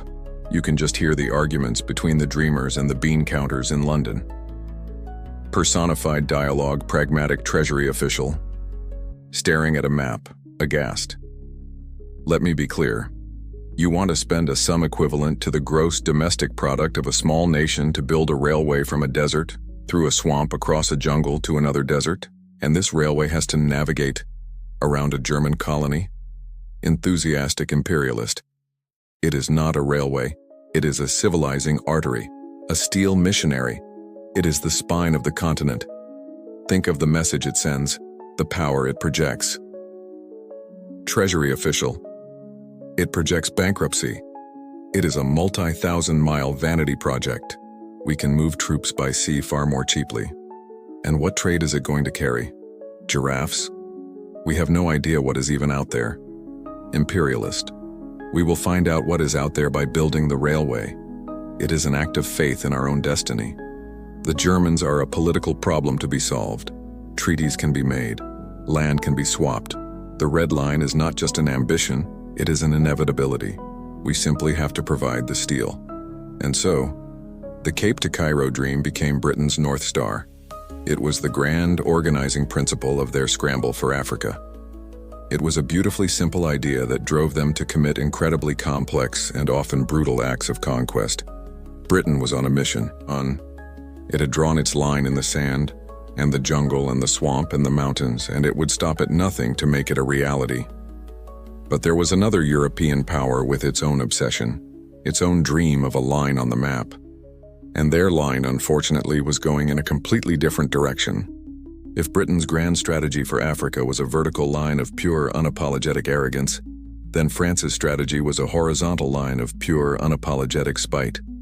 While London was dreaming of a Cape to Cairo railway, the master planners in Paris were looking at the very same map and drawing their own, equally audacious line. But their line went in a completely different direction. The French ambition was to create a massive, contiguous French empire stretching from east to west, a solid belt of purple on the map that would span the entire continent at its widest point.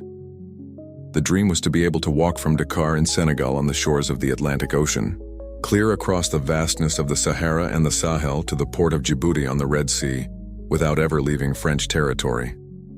It was a project of epic scale, a testament to French power that would rival, and perhaps even eclipse, Britain's own imperial vision. What was driving this obsession? The same thing that drove France to dive headfirst into the Congo, a desperate need to reclaim its gloire, and a deep-seated, all-consuming rivalry with Great Britain. Creating a French band across the waste of Africa would be a stunning achievement, proof positive that France was still in the top tier of world powers. But more deliciously, it was the perfect way to sabotage Britain's Cape to Cairo dream. Just look at the map. A vertical north-south British Empire and a horizontal east-west French Empire were fundamentally incompatible. They had to cross somewhere. By pushing eastwards across the continent, France could drive a wedge right through the middle of Britain's intended route, cutting their precious red line in two. It was a geopolitical blocking move on a continental scale, motivated as much by the desire to see Britain fail as by the desire to see France succeed. The geography of the French dream also tells you a lot about its motivations. Britain's line, for all its arrogance, at least passed through territories that were rumored to be rich in minerals and fertile land, like the highlands of East Africa and the gold fields of the south.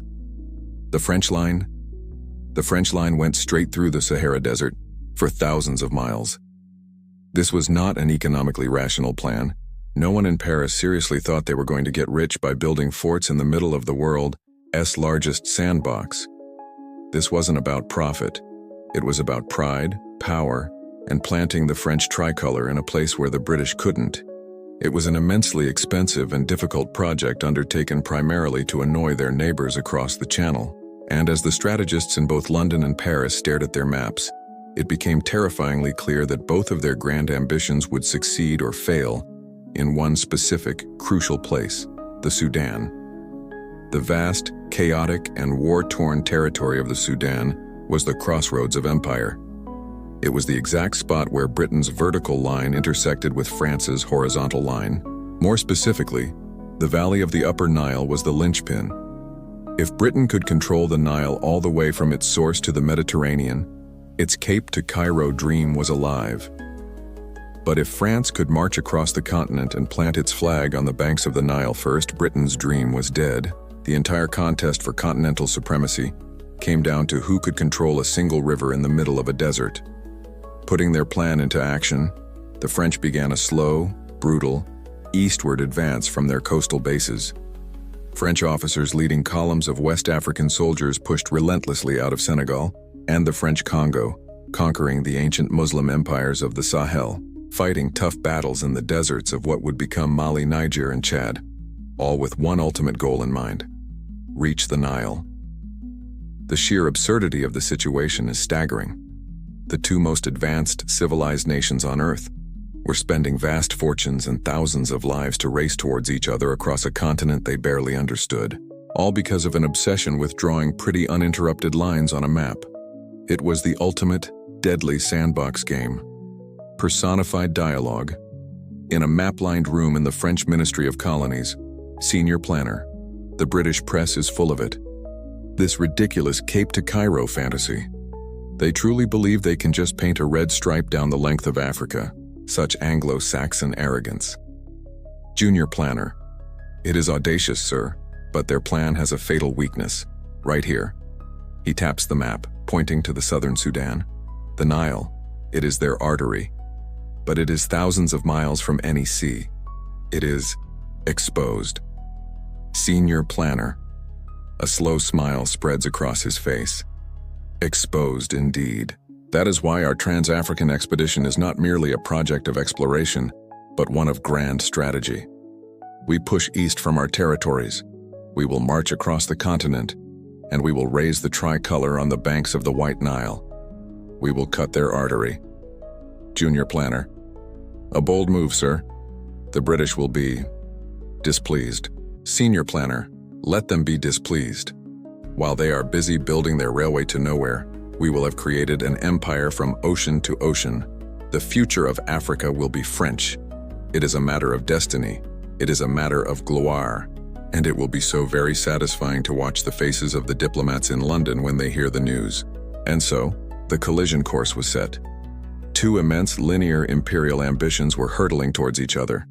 They were geographically destined to collide. Britain, pushing south from Egypt. France, pushing east from the Congo and West Africa. The meeting point was inevitable. a tiny, forgotten, fly-blown fort on the banks of the Nile called Fashoda. The fate of two empires was about to be decided in the most miserable and insignificant-looking place imaginable. For years, the grand, abstract imperial dreams of Britain and France had been expanding towards each other like two storm fronts. Britain's vertical red line pushed south from Cairo. France's horizontal purple band pushed east from Dakar. And in the sweltering, miserable summer of 1898, these two storm fronts finally collided. The meeting point was not a glorious capital or a strategic mountain pass. It was a place called Fashoda. Let's be clear about Fashoda. Fashoda was, by all objective measures, one of the worst places on the entire planet. It was a collection of dilapidated mud brick huts in the ruins of an old Egyptian fort, situated on the banks of the White Nile in the middle of the Sud, a vast malarial swamp the size of a country. It was hot, it was humid, it was swarming with mosquitoes, and it had absolutely no strategic or economic value whatsoever. It was, however, the precise, mathematically exact point on the map where the British north-south axis crossed the French east-west axis, and that made it, for a few terrifying months, the most important piece of real estate in the world. Arriving first for the French was Captain Jean-Baptiste Marchand. Marchand was a romantic hero straight out of a novel. For 2 long, grueling years, he and his small company of about 150 Senegalese riflemen had trekked across the entire breadth of Central Africa. They had marched through jungles, dragged steamboats across watersheds, and navigated uncharted rivers, all driven by the singular goal of reaching the Nile and claiming it for France. It was an absolutely stunning feat of human endurance. In July 1898, exhausted but triumphant, they stumbled into the ruins of Fashoda and hoisted the French tricolor. France had won the race. Their horizontal line was complete. Or so they thought. 2 months later, a different kind of expedition appeared on the horizon. Steaming down the Nile came a flotilla of 5 British gunboats, bristling with cannons and machine guns. On board was General Sir Herbert Kitchener, and behind him was an army of over 2,000 soldiers. Kitchener was no romantic explorer. He was a cold, calculating, and ruthlessly efficient military machine. He had just reconquered the Sudan for Britain at the Battle of Omdurman, a battle where his modern army had systematically annihilated a massive Mahdist force in a few hours. Upon hearing rumors of a small European expedition further south, he proceeded down the Nile to investigate. What followed was the most surreal, most awkward, and most terrifyingly polite military standoff in history. Kitchener, the conquering hero with an entire army at his back, landed at Fashoda and was greeted by Captain Marchand, the stubborn explorer with a handful of exhausted men. The two commanders met in the shade of a palm tree, Kitchener, representing the overwhelming military force of the British Empire, formally requested that Marchand lower the French flag, as he was on territory belonging to the Khedive of Egypt, and by extension, to Britain. Marchand, representing the honor of the French Republic, formally refused, stating he would die before he took down his flag. And then, nothing happened.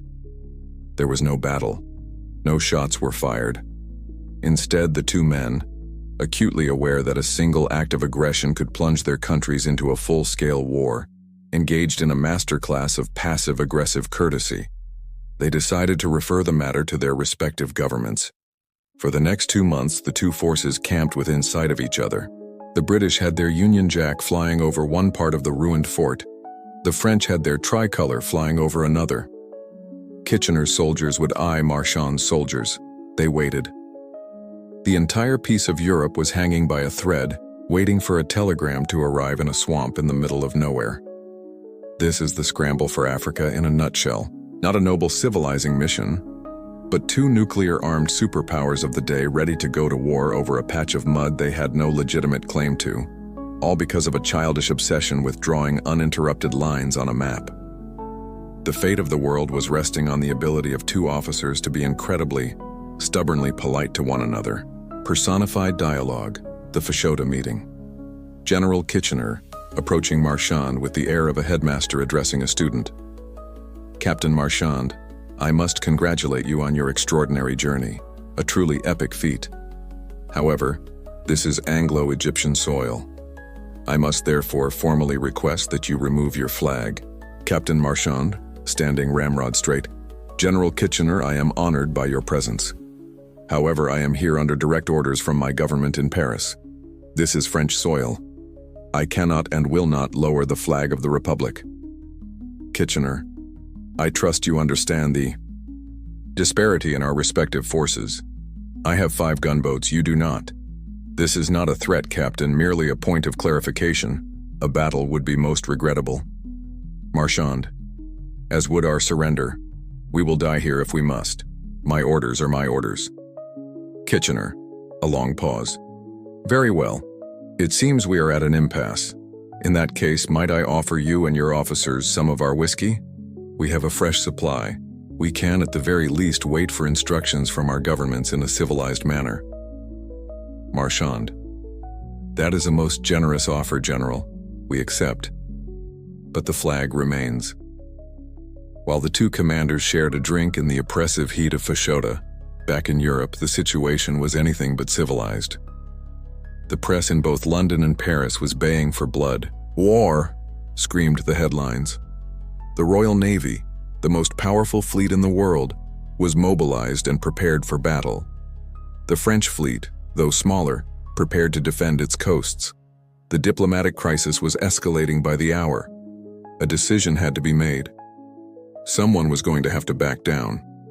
The world watched, terrified, to see who would blink first. While Britain and France were locked in their epic passive-aggressive death struggle at Fashoda, playing a deadly serious game of continental tic-tac-toe, the new power of Germany was playing an entirely different game. Germany wasn't interested in drawing elegant, continuous lines across the map. Germany's colonial policy was far more chaotic, opportunistic, and frankly, more modern. They acquired their empire not through a grand, sweeping vision, but through a series of carefully calculated diplomatic tantrums. Remember, Chancellor Bismarck didn't actually want colonies for their own sake. He saw them as bargaining chips, tools to be used in the great game of European power politics. His method was simple and brutally effective. Find a place where Britain was being lazy or arrogant, encourage a minor German commercial interest there, make a polite and reasonable request to the British Foreign Office, wait for them to inevitably dither and delay, and then, feigning righteous indignation, seize the territory yourself. It was a foreign policy based on the strategic tantrum. Case in point, German Southwest Africa, modern-day Namibia.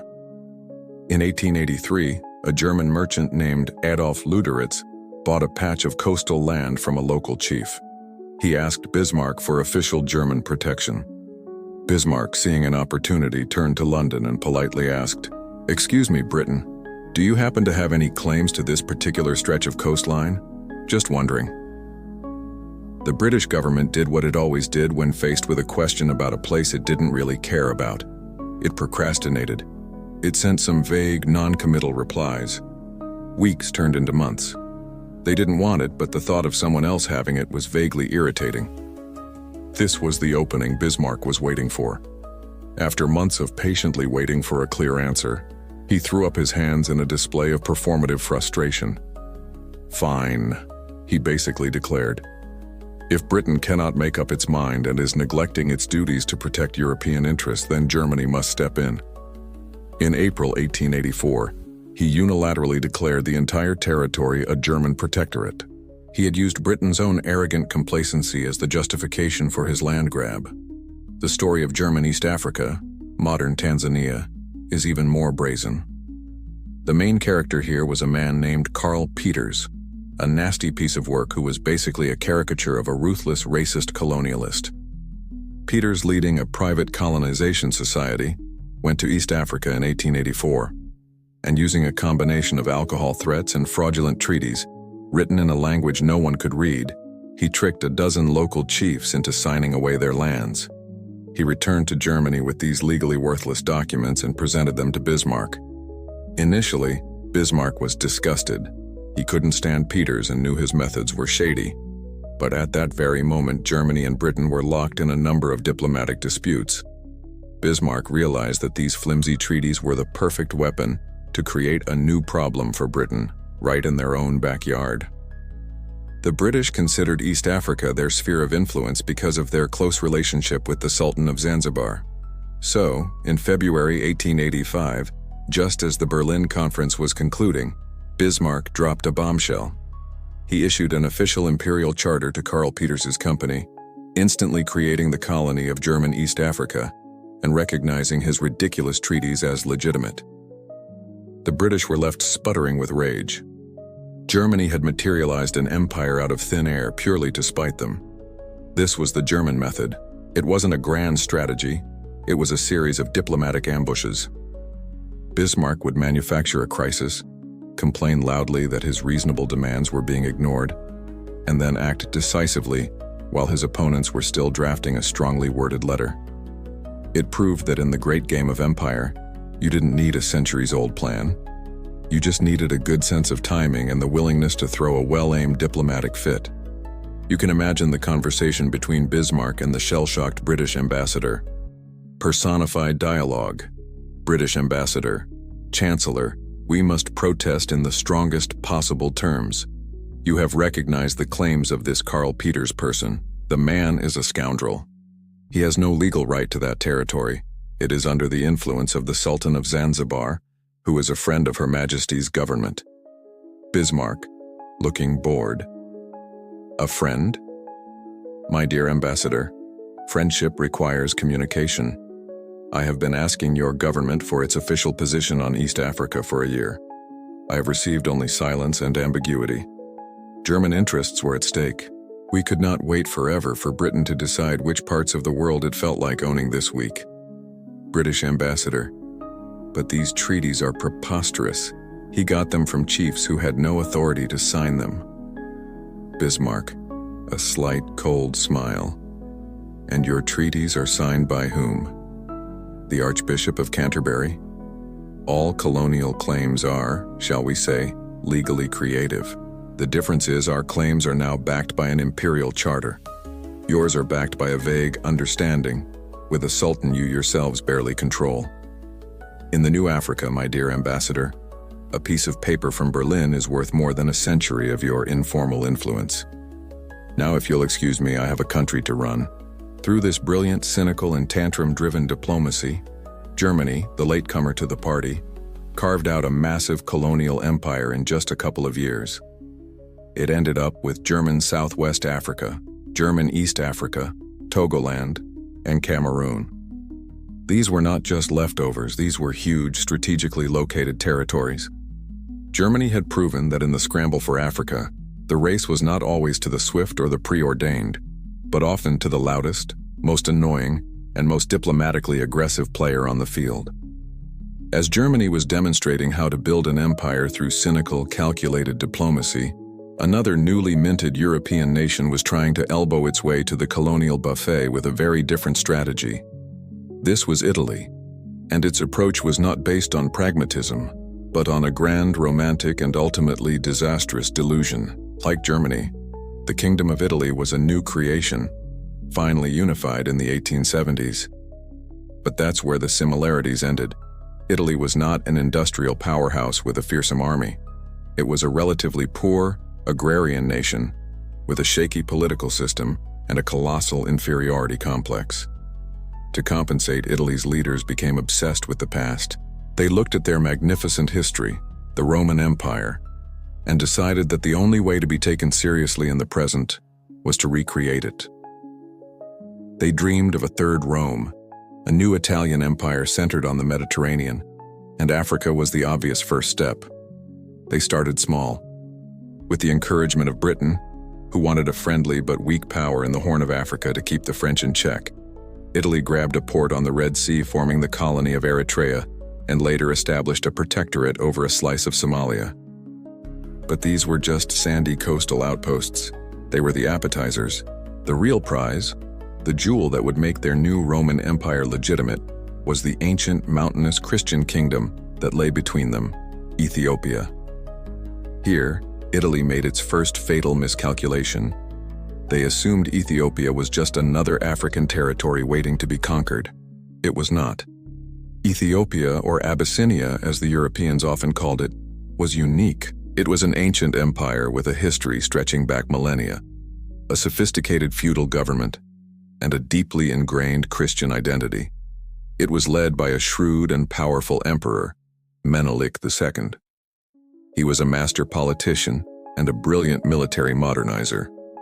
Ethiopia was not a prize to be taken, it was a rival power to be respected. Italy tried to take a shortcut through diplomacy, which quickly turned into deception. In 1889, they signed the Treaty of Wuchale with Menelik. The treaty was a classic colonial swindle. The Italian language version of Article 17 stated that Ethiopia was obligated to conduct all its foreign affairs through Italy, effectively turning the ancient empire into an Italian puppet state. The Amharic version, which Menelik read, said that Ethiopia had the option of using Italian diplomatic channels if it so desired.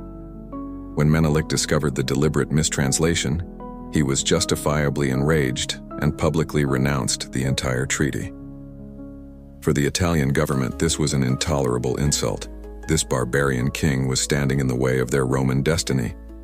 Humiliated and furious, they decided to enforce their version of the treaty with the universal language of European imperialism: overwhelming force. In 1895, a modern Italian army, equipped with artillery and machine guns, marched into Ethiopia from Eritrea. They were brimming with confidence, utterly convinced that a single glorious battle would see the Ethiopian army scatter like dust. What happened next on March 1, 1896 was the Battle of Adwa, and it was a disaster of historic proportions for the Italians. Emperor Menelik II had been preparing for this day for years. He had used the Europeans' rivalries against them, buying modern weapons from France and Russia. He had united the country's powerful feudal lords, mobilizing a colossal patriotic army of around 100,000 soldiers. The Italians, meanwhile, blundered into the mountainous terrain with bad maps, poor intelligence, and a fatal dose of racist overconfidence. At Adwa, the Ethiopian forces, under the direct command of the emperor himself, executed a brilliant series of attacks.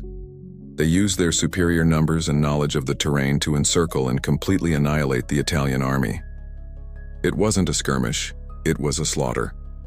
The Italian colonial army was wiped out. This is the moment where the entire narrative of the scramble for Africa screeches to a halt. The Battle of Adwa was a thunderclap that was heard all over the world. A modern, well-equipped European army had been decisively, humiliatingly crushed in a major battle by an African army. The myth of white invincibility, the core belief that underpinned the entire colonial project, was shattered. This single battle secured Ethiopia's sovereignty and ensured it would remain independent throughout the scramble. Personified dialogue before the battle. Arrogant Italian general.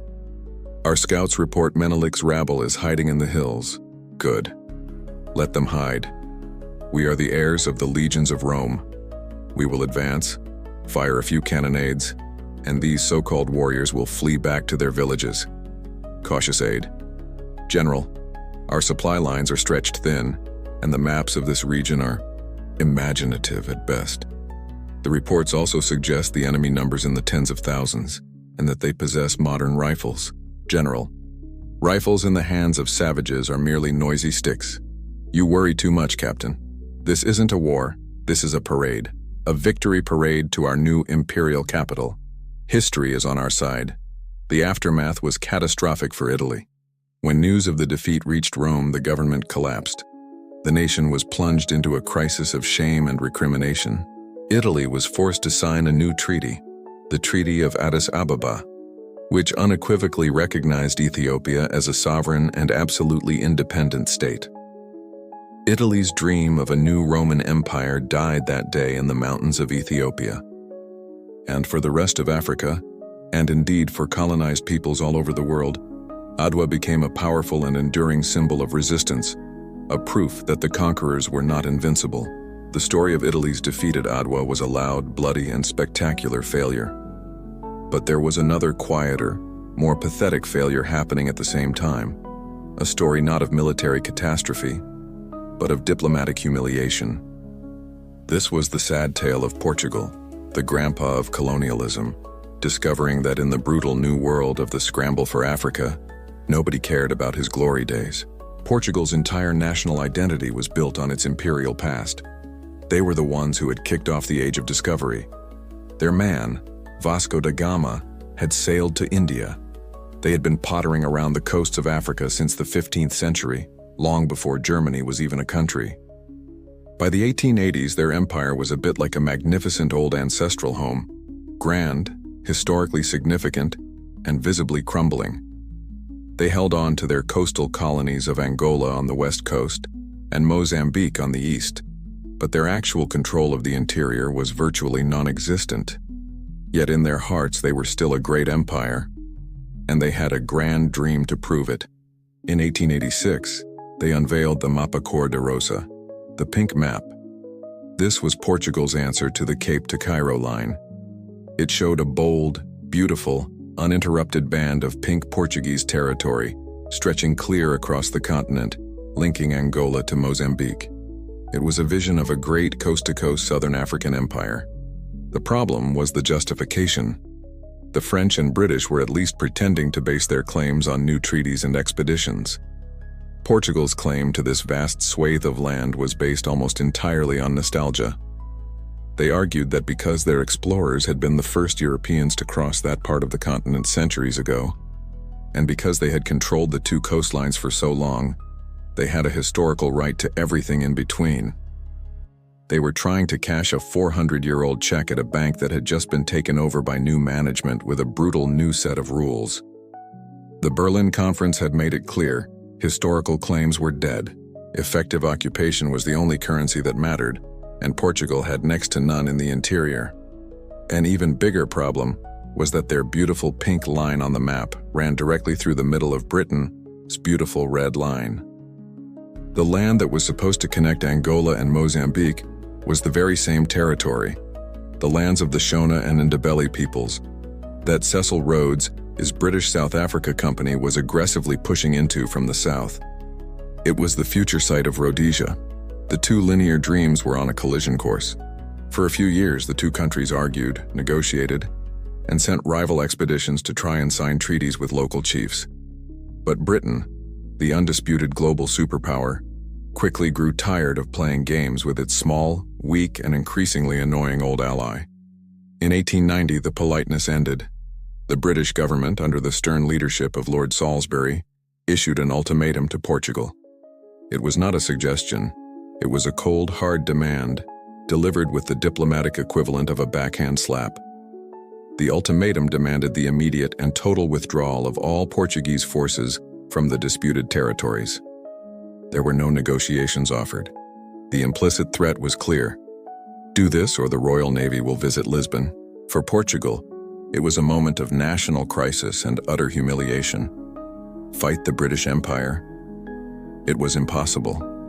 Their navy was a museum piece compared to Britain's fleet. Their economy was fragile and heavily reliant on trade with Britain. With rage in their hearts and tears in their eyes, the Portuguese government had no choice but to buckle. They caved. They ordered their troops to withdraw and officially abandoned the dream of the pink map. This incident perfectly captures the brutal new logic of the scramble. It didn't matter who was there first. It didn't matter what some pope said in 1494. The only thing that mattered was power. Raw, military, and economic power. Britain had it, Portugal did not. Might, quite literally, made right. The Berlin Conference's abstract rule of effective occupation was shown to be nothing more than a legal justification for conquest by the strong at the expense of the weak, whether the weak were African kingdoms or old European ones. Personified dialogue, in London. Portuguese ambassador, voice trembling with emotion. My Lord Salisbury, this is an affront, an insult to your oldest ally. The lands of the pink map are ours by sacred historical right. Our explorers charted those rivers when this city was made of wood. Lord Salisbury, British Prime Minister, calmly examining his fingernails. My dear ambassador, I do enjoy a good history lesson.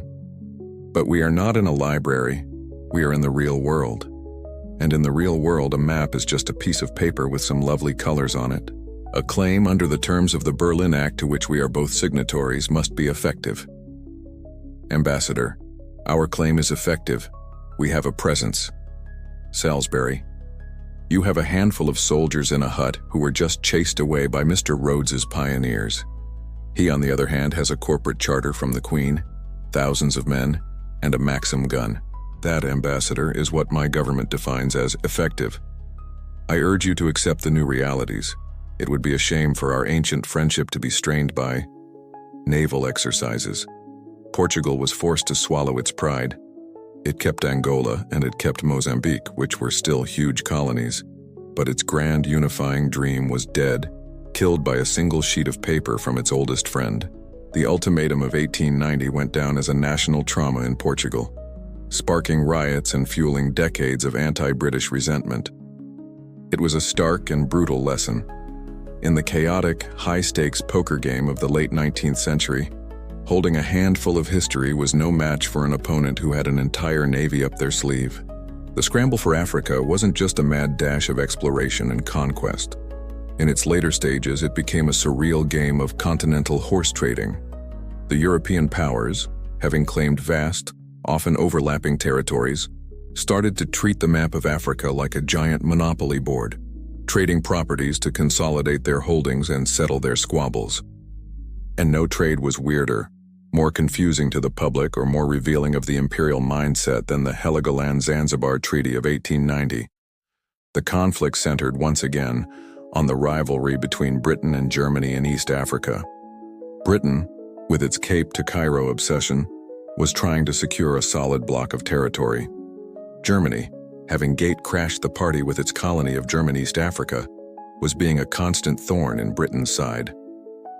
The main point of friction was the Sultanate of Zanzibar, a historically powerful island trading hub off the coast. Britain had long controlled the Sultan as a puppet, but the new German presence on the mainland next door was threatening that control. The stage was set for a deal. On one side of the trading table, Britain placed Zanzibar. They wanted Germany to officially recognize a British protectorate over the island and to give up some other pesky claims it had on the nearby mainland. This would boot Germany out of the region and solidify Britain's grip on a vital piece of the East African coast. On the other side of the table, Germany placed a tiny island called Heligoland. Heligoland is a minuscule speck of red rock in the North Sea, just a few miles off the coast of Germany. Britain had snagged it from Denmark during the Napoleonic Wars and had used it as a naval and smuggling base ever since. To Britain, it was a historical curiosity. To Germany, however, it was a strategic dagger pointed right at its most important ports. In 1890, the deal was struck. In the Heligoland-Zanzibar Treaty, Germany agreed to give up all its claims in and around Zanzibar and recognize British authority there. In return, Britain handed over the island of Heligoland to Germany. The official transfer was simple. A European island was traded for an African one. To the governments involved, this bizarre swap made perfect strategic sense. For the British Prime Minister, Lord Salisbury, it was a masterstroke. He was a big Africa man. He believed that consolidating the empire in Africa was far more important than holding onto a strategically questionable rock in Europe. Securing Zanzibar was a huge step towards realizing the Cape to Cairo dream. He famously argued that it was a good deal to get a suit, Zanzibar, in exchange for a trouser button, Heligoland. For Germany, now under the ambitious navy-obsessed Kaiser Wilhelm II, Bismarck had just been fired, the deal was equally logical. The Kaiser was desperate to build a high-seas fleet to challenge Britain's Royal Navy. Heligoland, sitting right at the mouth of his main naval bases and the Kiel Canal, was absolutely essential for coastal defense. He was more than happy to trade away some vague, far-off colonial claims for a concrete military asset, right on his own doorstep. The public in both countries, however, was utterly baffled and mostly outraged. In Britain, the press lampooned the deal. They saw it as giving up a vital European naval base, a Gibraltar of the North Sea, in exchange for a tropical island nobody could find on a map. They didn't see the strategic value of Zanzibar. They just saw a Union Jack being lowered in Europe. It seemed like a terrible trade. In Germany, the colonial fanatics were even angrier. Karl Peters and his ilk were apoplectic. They accused the government of being spineless, of trading away the key to a vast and promising East African empire for a barren rock. They saw it as a national humiliation, a betrayal of Germany's colonial destiny. Personified dialogue. two citizens reading the news. German citizen, in Berlin. Hermann, have you seen this? The Kaiser has traded Zanzibar for Heligoland. We have given up a paradise of spices and ivory for a windswept rock full of seagulls. The British are laughing at us, British citizen in London. Laughing? Nigel, it's a catastrophe. Salisbury has given the Kaiser a fortress right off his coast. He's handed them the key to the North Sea. And for what? So we can be in charge of an island that produces cloves? We've traded a pistol for a potpourri bag. This is what makes the treaty so revealing. It shows with perfect clarity what the scramble for Africa was really about for the men in power. It wasn't about the people or the places in Africa itself. It was about European strategic priorities. The million or so inhabitants of Zanzibar and the territories on the coast were never consulted. Their homes, their lands, and their political futures were bartered away like playing cards in a game being played thousands of miles away. A game whose rules and goals were entirely European. The well-being of Africans was not even a secondary consideration. It was not a consideration at all. The entire continent was just a collection of assets to be managed, swapped, and sacrificed in the endless, cynical chess match of European diplomacy. The bizarre Heligoland-Zanzibar swap was a perfect example of high-level imperial deal-making.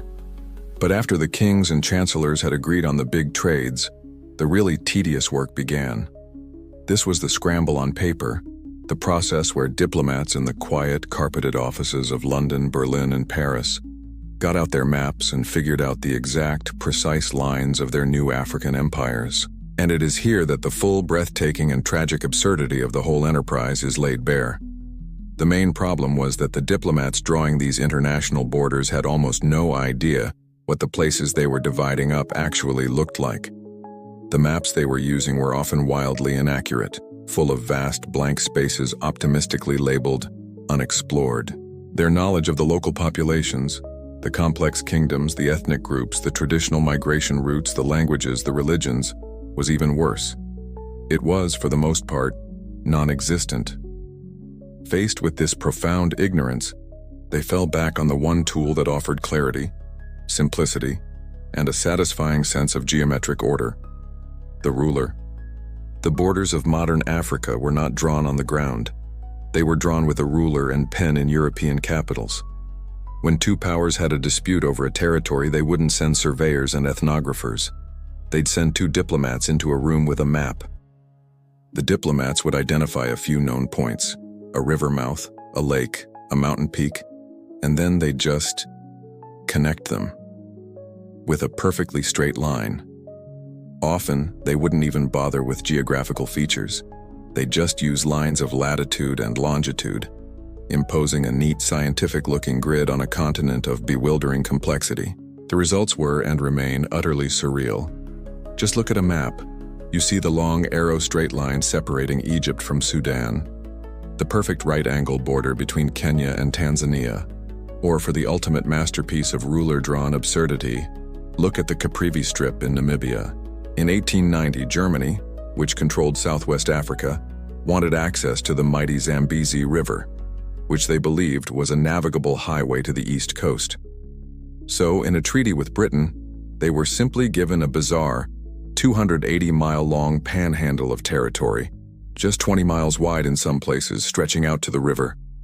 The line was drawn. The deal was done. It was only later they discovered that the Zambezi was completely unnavigable at that point due to the Victoria Falls, making the entire strip strategically useless. The most destructive legacy of this map-making madness was the way these arbitrary lines treated the people on the ground. The European diplomats, in their quest for neat, tidy borders, showed a complete and total disregard for the human landscape. Their straight lines sliced through the middle of established kingdoms, split ethnic groups in two, and separated communities who had lived together for centuries. The great Somali-speaking nation was chopped up into 5 pieces, divided between the British, the French, the Italians, and the Ethiopians. The Maasai people found themselves split down the middle by the new border between British Kenya and German East Africa. Their traditional grazing lands were now in 2 different countries. To cross the line to visit their cousins was now technically an illegal act of international border crossing. Personified dialogue, in a dusty back room of a European foreign ministry, senior diplomat. Right, let's settle this tedious border dispute between our glorious new colony and the French one. According to this map from that missionary fellow, there is a large something in the middle. Could be a swamp, could be a kingdom. Who knows? Junior diplomat. Indeed, sir. The report is rather vague. He mentions a populous nation of skilled artisans somewhere around here. Senior diplomat, waving a dismissive hand. Details, details. We can't have a wobbly border. It looks indecisive. Get me the ruler. We will draw a line here from the bend in this river straight east along the 8th parallel north. Simple, clean, European, junior diplomat. But sir, that line appears to go directly through the middle of where the populous nation is supposed to be. Senior diplomat. Excellent. Then half of them will get to enjoy the benefits of British civilization, and the other half will have to suffer under the French. It is a perfect, controlled experiment. Now let's go for lunch. All this civilizing is exhausting. Why did they do this? Was it pure malice? Not usually. It was a toxic cocktail of ignorance, arrogance, and convenience. Ignorance because they had no idea who they were dividing. Arrogance because they believed they had the right to do it. And convenience because a straight line on a map was the easiest possible way to resolve a diplomatic headache with another European power. The borders of Africa were not designed to work for Africans. They were designed to be simple and clear for Europeans. By the early 20th century, the process was complete. The map of Africa, which 30 years earlier had been a mystery to Europeans, was now a neat and tidy patchwork of colonies. It was a beautiful work of abstract art, full of bold colors and crisp, clean lines. But on the ground, those lines were invisible scars, carving up communities and laying the groundwork for a century of conflict, instability, and civil war. The pen and the ruler, in the hands of these distant diplomats, proved to be among the most destructive weapons ever deployed on the African continent. The conquest of Africa was powered by the hardware of the Maxim gun, but it was driven by the software of a new, particularly aggressive imperial ideology. And if you want to find the human embodiment of that software, a walking, talking, empire-building avatar of greed, patriotism, and monumental ego, you need look no further than Cecil Rhodes. Rhodes was not a typical politician, diplomat, or general. He was, first and foremost, a businessman, a fantastically successful one. After being sent to southern Africa for his health as a sickly teenager, he made an obscene fortune in the diamond mines of Kimberley. He founded the De Beers Company, which soon controlled 90% of the entire world's diamond production. He then did the same thing with the gold rush in the Transvaal. The man was breathtakingly rich. But money, for Rhodes, was just a tool. It was the fuel for his real, all-consuming passion, the expansion of the British Empire. Rhodes was more than just a patriot. He was a true believer, a high priest in the cult of British racial superiority. He genuinely, fervently believed that the Anglo-Saxon race was the master race, a chosen people destined to rule the world. He wrote in his personal creed that the British were the first race in the world, and that the more of the world we inhabit, the better it is for the human race. His life's mission, he declared, was to bring the whole of the uncivilized world under British rule. It was a messianic, almost religious vision of global conquest, all wrapped up in the Union Jack. To achieve this, he brilliantly merged his corporate power with his political ambition. He used his vast fortune to get himself elected Prime Minister of the Cape Colony, Britain's main territory in southern Africa. And from this position he looked north, to the vast, uncolonized territories beyond, and saw not just a place for a new mine, but a place for a new country. His country. His primary tool was the British South Africa Company, BSAC, which he established in 1889. This was a throwback to an older form of colonialism. He convinced the British government in London to grant his private company a royal charter. This incredible document gave the BSAC the power to act like a sovereign state. His company could sign treaties with African kings, raise its own private army, build forts and railways, and govern any territory it acquired. The British government, always happy to see the empire expand as long as it didn't have to pay for it, essentially agreed to outsource the conquest of a territory larger than France and Germany, combined to a single, ridiculously wealthy individual. Rhodes then put his plan into action. His agents went to the powerful Ndebele kingdom, ruled by King Lobengula, and through a classic campaign of lies and deception, tricked the king into signing the Rudd Concession. Lobengula thought he was granting a few men the right to dig for minerals. The document he signed actually gave away his entire country.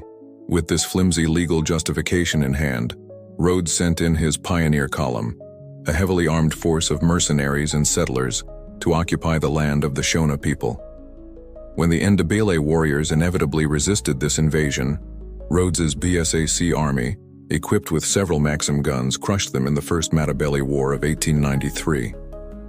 In the ultimate act of self-glorification, Rhodes named this vast new colony after himself, Rhodesia.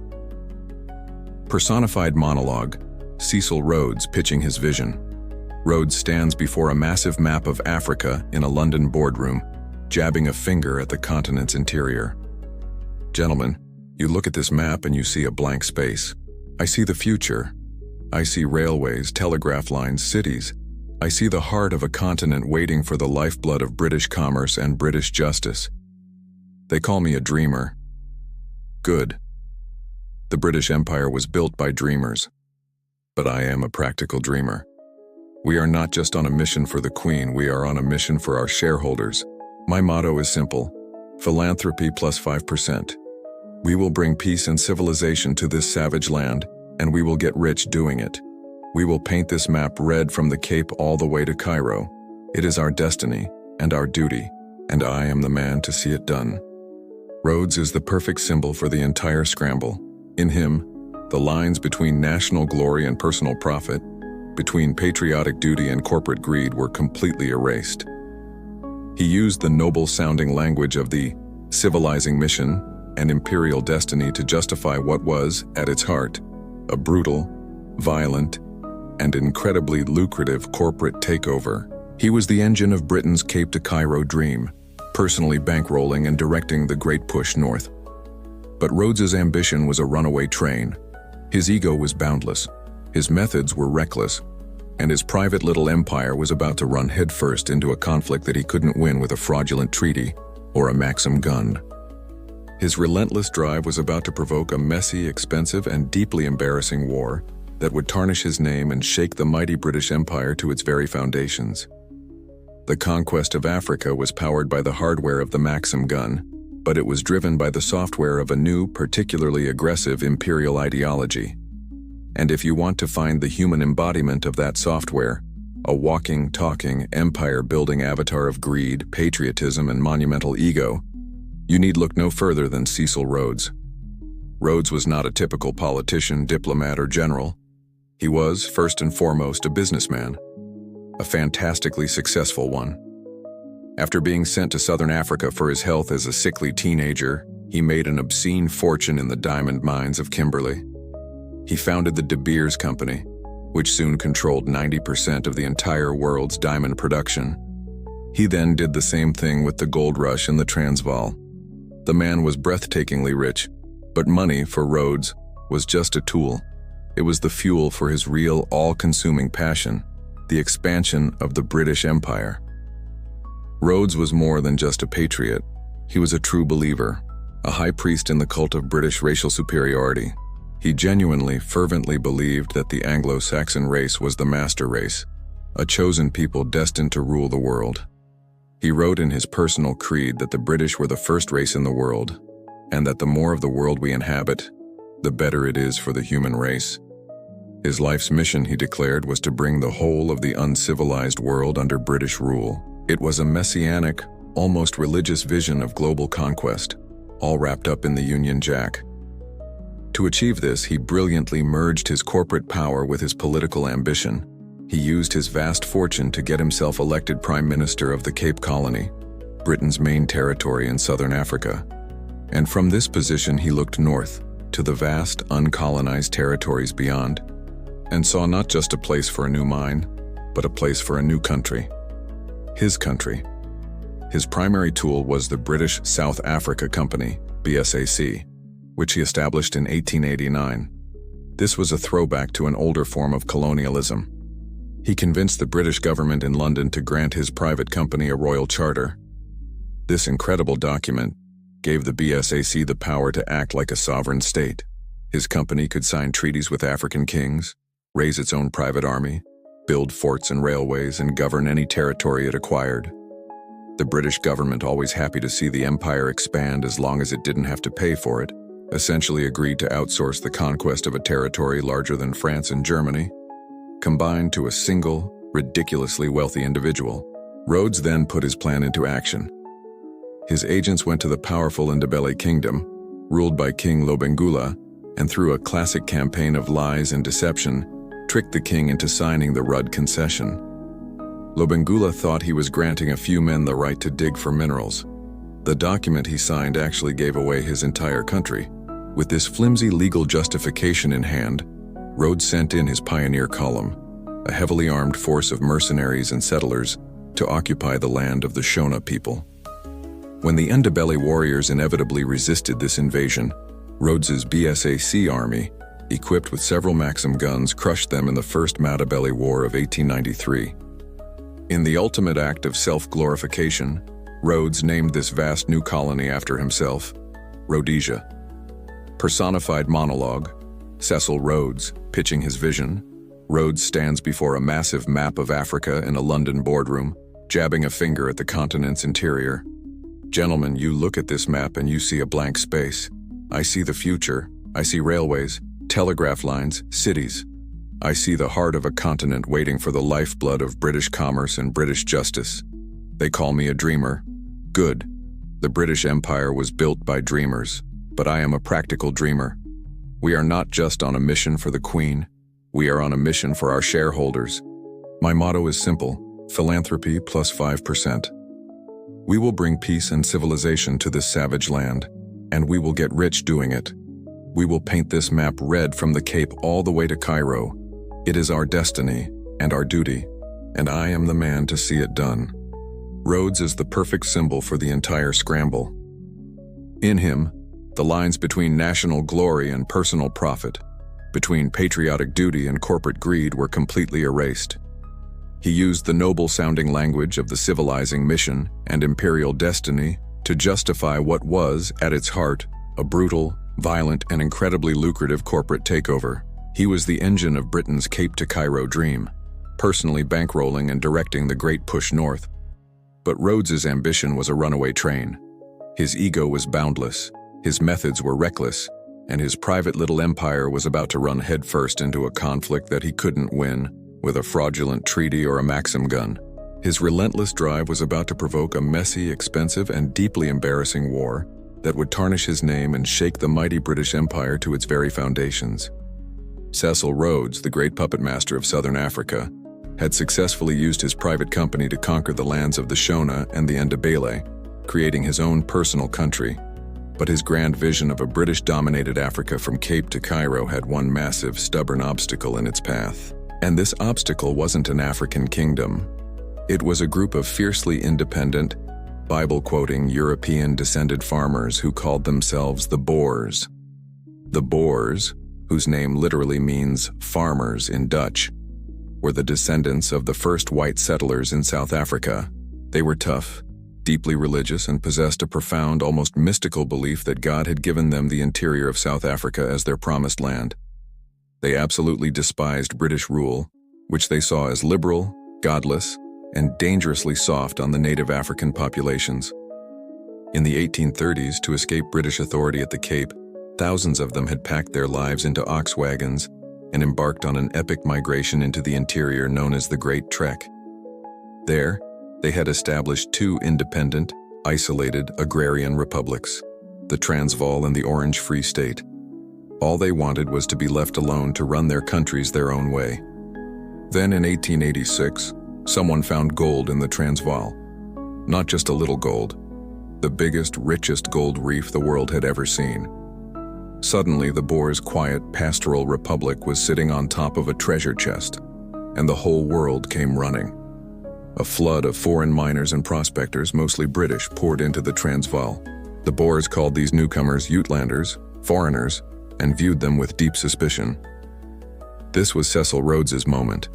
The independent, now fabulously wealthy, Transvaal Republic was the main roadblock to his dream of a united British South Africa. He saw the thousands of British Uitlanders as his Trojan horse. The Boers, terrified of being politically overwhelmed, refused to grant these foreigners voting rights.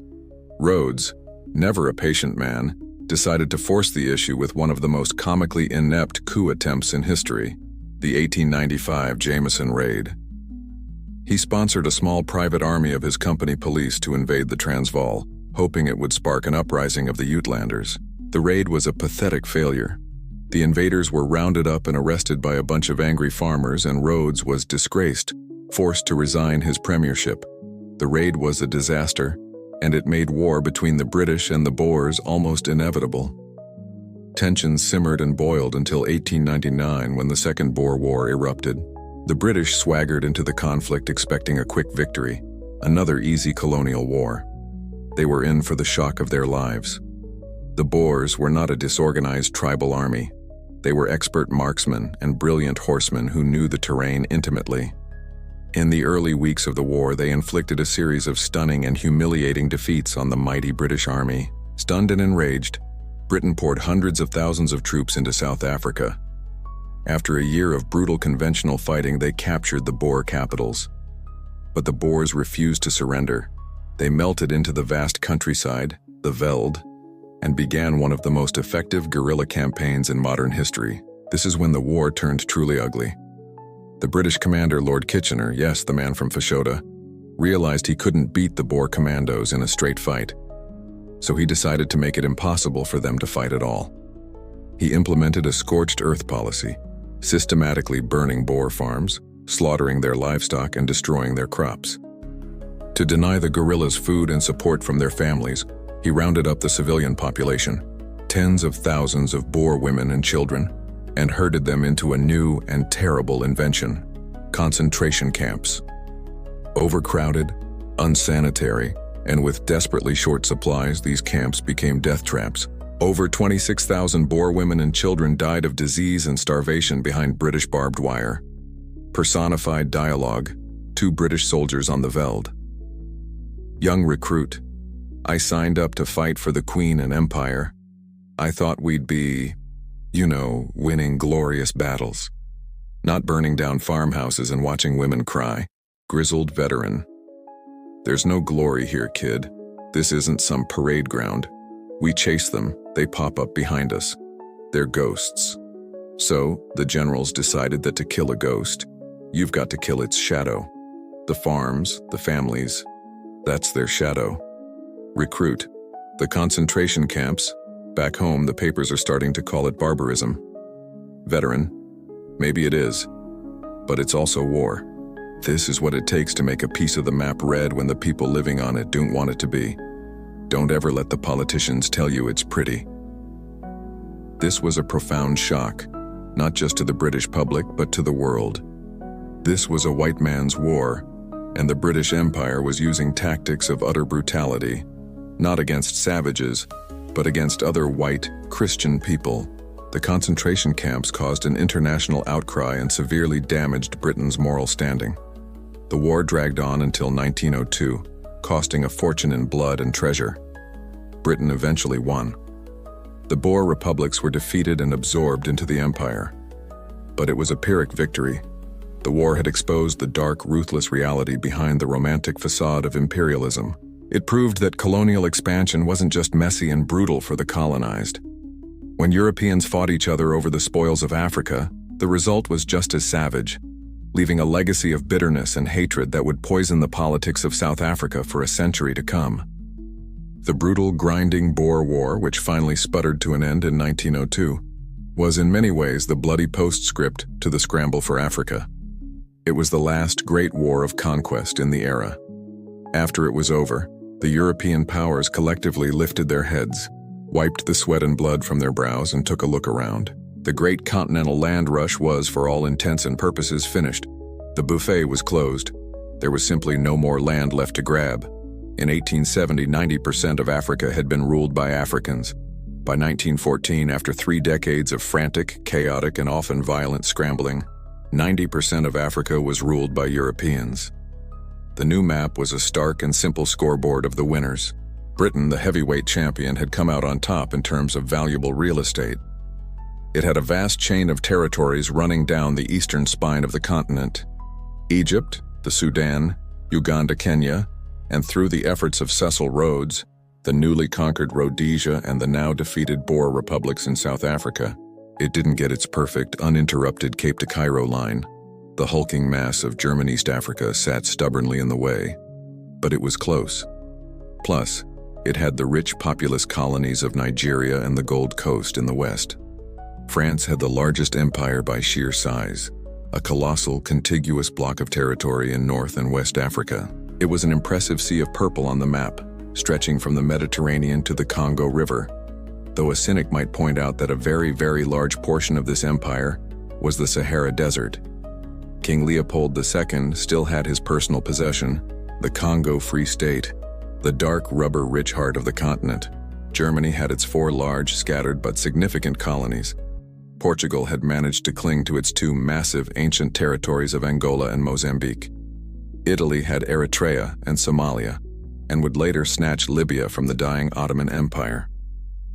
Amidst this colorful patchwork of European domination, only 2 African nations retained their sovereignty. Ethiopia stood proud and unconquered, its independence guaranteed by the force of its own army at the Battle of Adwa. And there was Liberia on the West African coast, a unique state founded as a home for freed American slaves, whose independence was tacitly protected by its powerful, albeit distant patron, the United States. And so, the great powers looked at their new possessions, bloated and overstuffed from the great imperial feast, and a strange feeling began to set in. It was a mixture of satiation and anticlimax. The thrilling, romantic age of heroic explorers planting flags in unknown lands was over. Now came the boring part, the paperwork, the actual day-to-day grind of administering these vast, complex, and often rebellious territories. Many of the colonies, which had been acquired in a fit of nationalistic fervor, turned out to be economic disappointments. The promised mountains of gold and rivers of diamonds rarely materialized. Instead, the colonies were expensive. They required armies, governors, tax collectors, and infrastructure, all of which cost the European taxpayer a fortune. The Great Scramble, which had been sold as a path to national wealth, was, in many cases, becoming a drain on the national budget. A vague sense of, "Is that it?" settled over the foreign ministries of Europe. Everyone was a little dissatisfied with their portion and eyed their neighbor's plate with envy. Personified dialogue, Britain and France in their London and Paris clubs, Britain staring into a fireplace swirling a glass of port. Well, the map is finally filled in. All those lovely little lines. A tremendous amount of red, I must say. Still, that ghastly German colony sits right in the middle of my railway. It ruins the whole aesthetic. France, sighing dramatically from across the channel. You speak of aesthetics? My friend, I have acquired the world's largest desert. My glorious trans-African empire is primarily useful if one wishes to film movies about being lost in the sand. So much effort, and for what? An eternity of sand. Britain. Quite. And now the real drudgery begins. Budgets, colonial governors complaining about malaria, rebellions. It's also administrative. I rather miss the thrill of the chase, don't you? France. At least the chase was exciting. This is just management. And the bills are astronomical. I sometimes wonder if it was all worth it. The great game of claiming territory in Africa was over. A new and deeply unequal status quo had been established. For the next half-century, the primary focus of the European powers in Africa would shift from conquest to governance, from grabbing land to exploiting it. But the forces that the scramble had unleashed, the intense national rivalries, the jingoistic pride, the massive military buildups, the glorification of conquest, could not simply be switched off. The energy of the scramble for Africa was about to be redirected. Having run out of new places to conquer overseas, the great powers of Europe began to look at each other, across their own neatly drawn borders, with that same greedy, competitive glint in their eyes. The habits and hatreds forged in Africa were coming home to roost. The great scramble for Africa was over. The map was drawn, The colonies were established and an uneasy quiet settled over the continent. But the energy of the scramble, the intense, paranoid, hyper-competitive spirit it had fostered among the great powers of Europe, didn't just evaporate, it lingered, it festered, and it came home. The scramble for Africa was, in retrospect, a 30-year dress rehearsal for the First World War. It was the training ground where the nations of Europe perfected the very attitudes and behaviors that would lead them, in 1914, to march cheering into the abyss. The connection isn't subtle. It's a straight, bloody line. The Great European War was not a separate event. It was the direct, logical, and catastrophic conclusion of the imperial game they had been playing in Africa. How did it contribute? Let us count the ways. First, it poured gasoline on the fire of national rivalries. The scramble was a bare-knuckle competition for global prestige. The constant diplomatic clashes, Britain versus France at Fashoda, Britain versus Germany in East Africa, Germany versus France over every little scrap, created a deep and lasting reservoir of bitterness, suspicion, and paranoia. It normalized a zero-sum view of the world, where a gain for one nation was automatically a loss for another. This constant state of high-stakes competition abroad made diplomatic compromise at home seem like a sign of weakness. Second, the colonial squabbles helped forge the very alliance systems that would become the tripwires for World War I. France, humiliated by Britain at Fashoda, realized it could no longer stand alone. This realization was a major factor in pushing Paris towards its arch-rival London, leading to the Entente Cordiale of 1904. This new Anglo-French friendship, born from shared colonial interests, looked deeply threatening to Germany. Feeling encircled by a hostile alliance, Germany clung ever tighter to its own ally, Austria-Hungary. The scramble helped draw the battle lines. Third, the quest for empire directly fueled the catastrophic naval arms race between Britain and Germany. Germany, under the ambitious Kaiser Wilhelm II, wanted its place in the sun. To be a true world power with a global empire, it needed a world-class navy. This terrified Britain, an island nation whose entire empire depended on the supremacy of the Royal Navy. The result was a decade-long, ruinously expensive race to build bigger, better, and more battleships. This naval rivalry, born from colonial ambition, created more tension and hostility between London and Berlin than any other single issue.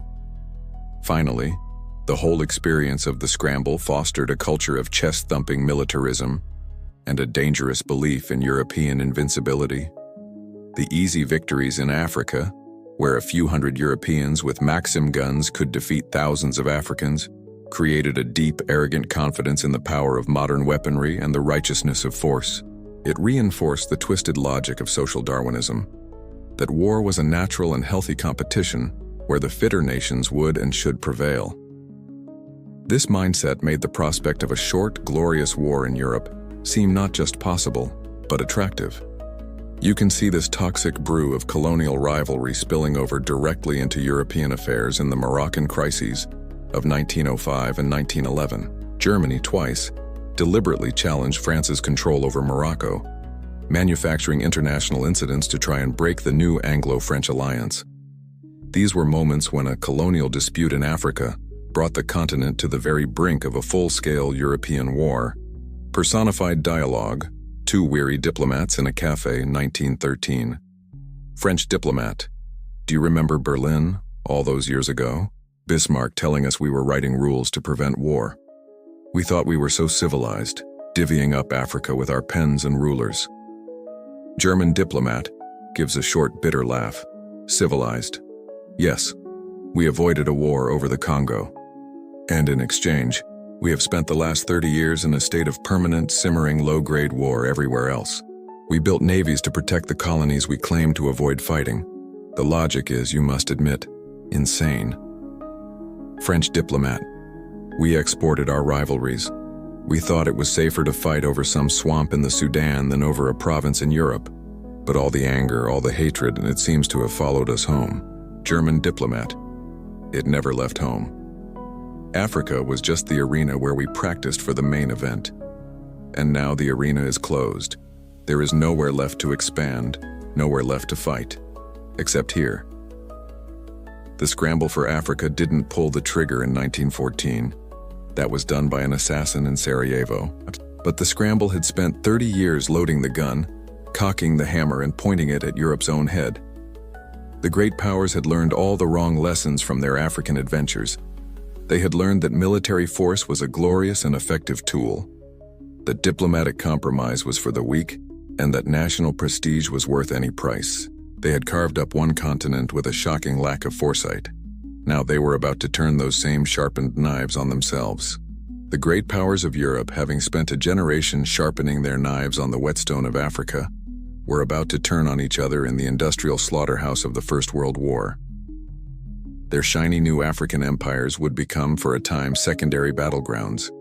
But after the guns of the Great War fell silent, after the European empires themselves crumbled in the mid-20th century, the most enduring and destructive legacy of the scramble remained, etched permanently onto the face of the continent. The lines, the ridiculous artificial ruler straight lines they had drawn on their maps.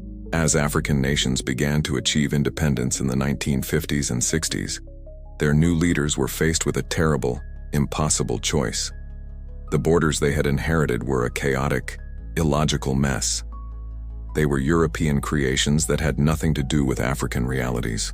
What should they do?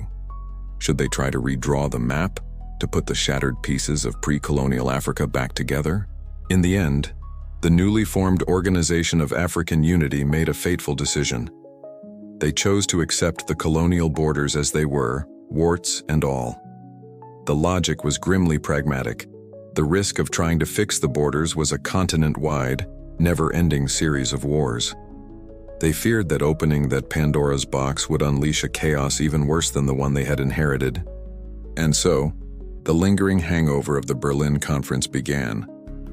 The arbitrary lines drawn by diplomats who didn't know and didn't care what was on the ground became the permanent political reality of modern Africa. The consequences have been catastrophic and are still being felt every single day. Their straight lines had thrown rival ethnic groups, peoples who had been historical enemies for centuries, together into the same newly formed country. Now these groups were forced to compete for control of the new state, for its army, its treasury, its resources. This internal friction, this forced marriage of incompatible peoples, is a direct root of countless civil wars, from Nigeria to the Sudan. Conversely, the lines sliced coherent, unified peoples into 2, 3, or even 4 different countries.